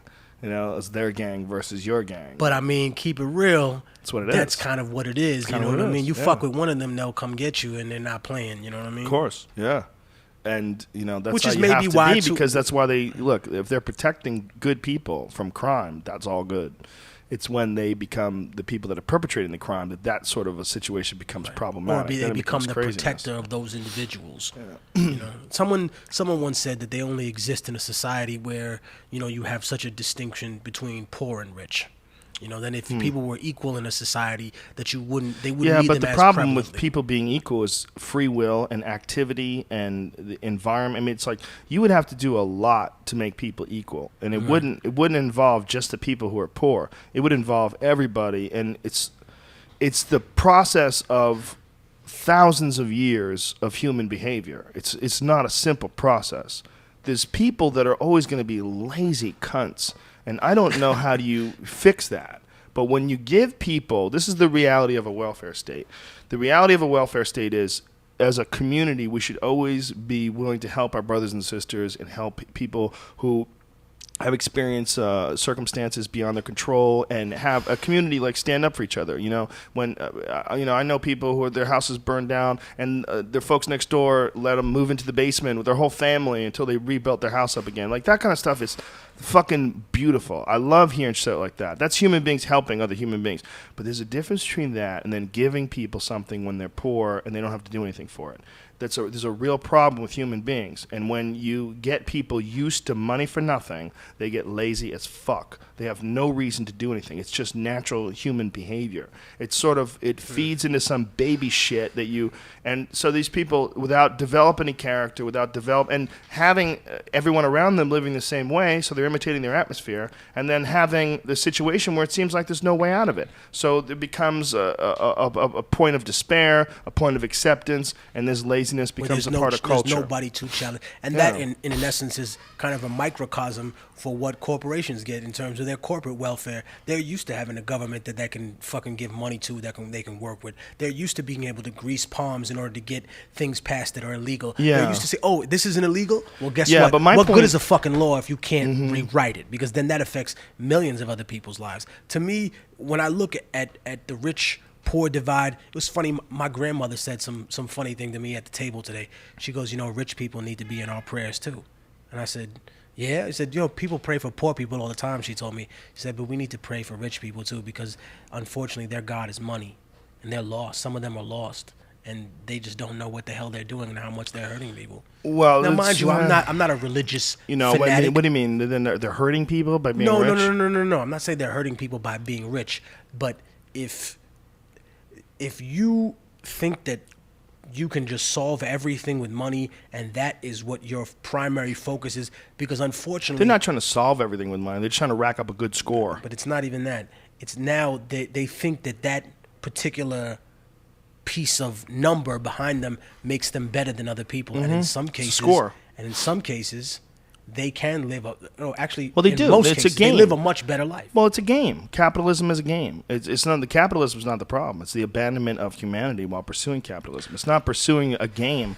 It's pursuing a game, but without any worries about the consequences of the environment or the human cost. But I don't think we play real capitalism. Real capitalism, real capitalism involves like other people that have competition. When we go to a country and we engage in a kleptocracy to take over things, that's not real capitalism. They don't have their own little African diamond company that competes with De Beers and the rest of them. Right. What they have is a monopoly. They might have the semblance of what capitalism is within the confines of certain sectors of the United States, but outside of this country, real capitalism doesn't exist that way. Our relationship with England and that capitalist relationship is very different from our relationship with, let's say, Colombia and that relationship with capitalism, where we say we're going to prop up a state by, it doesn't matter what the human rights violations are, we're just going to prop you motherfuckers up and you're going to get us what we want, which is control of the particular region. You have the Atlantic and you have the Pacific, your neighboring countries. Well, it comes down to the same thing. Don't be a cunt. Us. It really comes down to behavior. It comes down to the same goddamn thing everywhere you go. You could wrap it up in capitalism or economic gain or call it whatever the fuck you want to call it. The real problem is doing things at the expense of other people, fucking people up. It's not whether or not people are rich. And it's not... The problem with you're not going to have any equality until everybody is equal.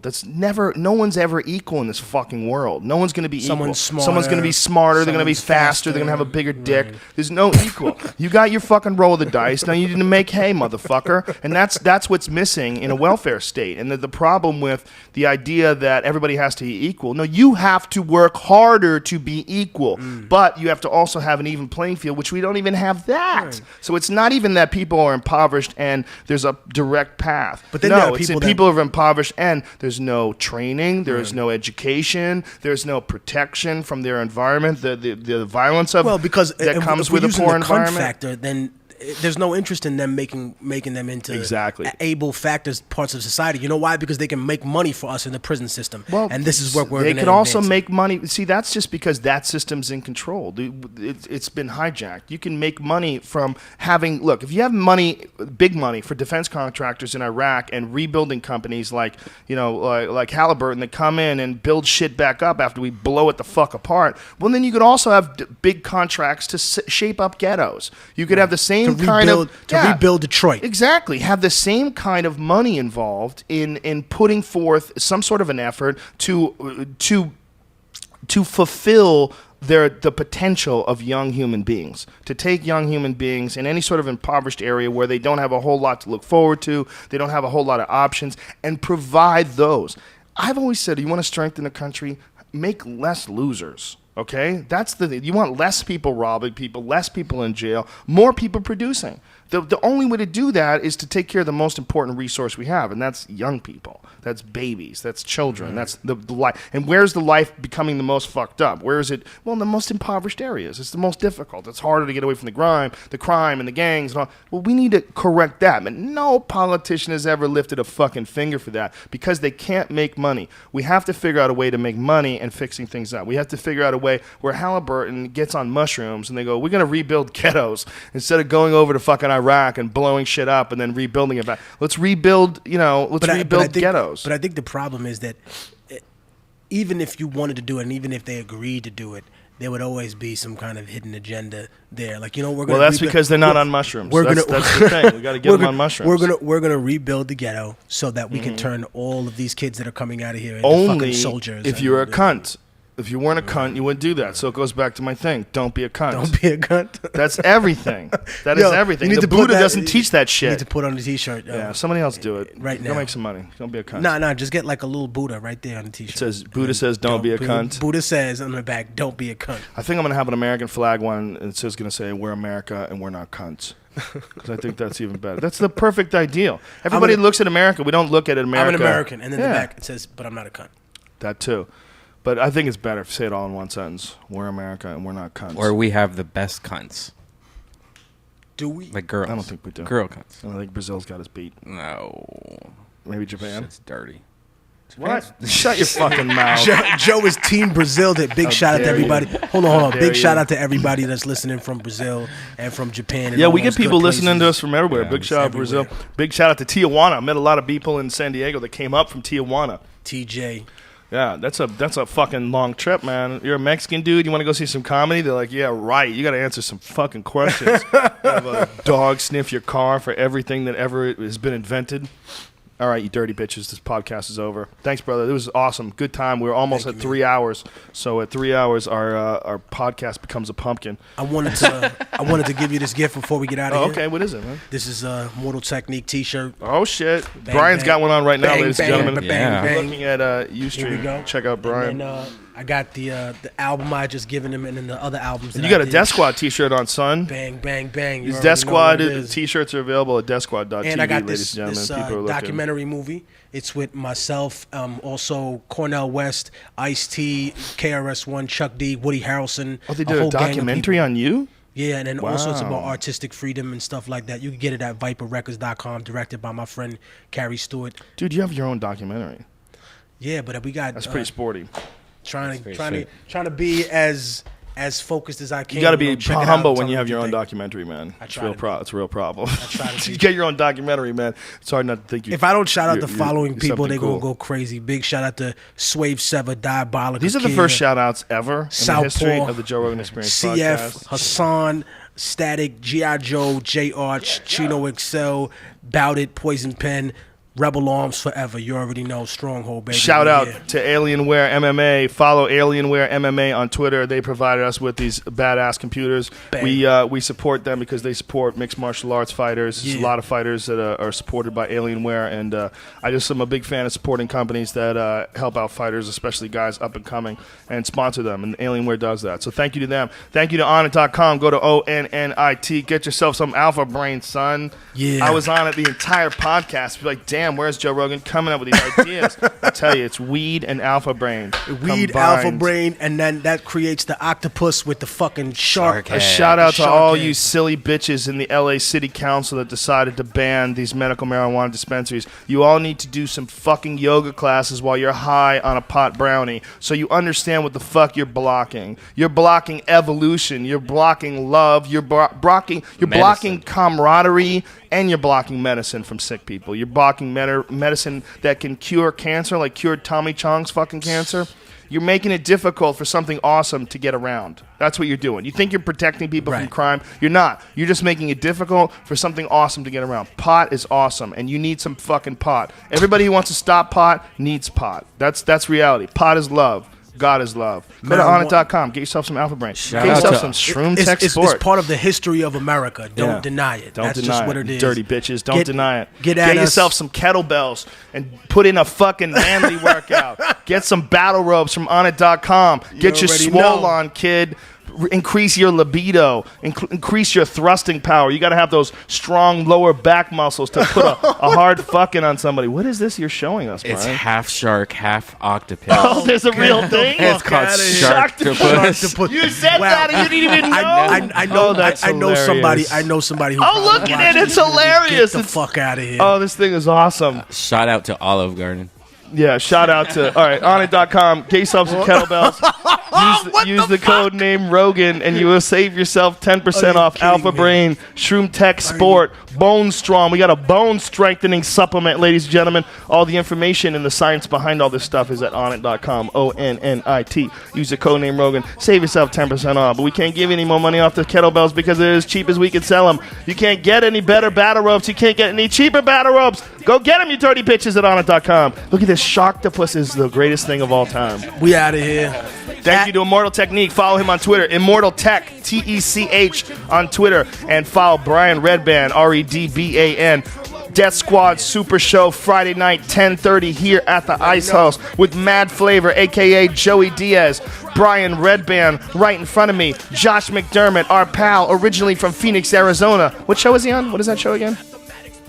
What show is Josh on? He's on a show. Retired at 35, I think it is. Well, we'll find out when we see him. He'll be on the Ice House Chronicles as well, which is only available on Death Squad on iTunes. So go check that out. We love you guys, and we'll see you tomorrow with Rob Wolf, the inventor of the paleo diet. Friday, it's Maynard from Tool. Holla! I'll see you all in August when I come back for this tour. Immortal Technique, ladies and gentlemen. I'm out of here, baby. He will return. He will return. Way past your bedtime, okay? How did you afford all that polo? I know you didn't pay for it. Whoa, all right, man. Who's been talking to you, yo? Never mind. Go to I sleep. want to go to bed. Well, it's late. I want another story.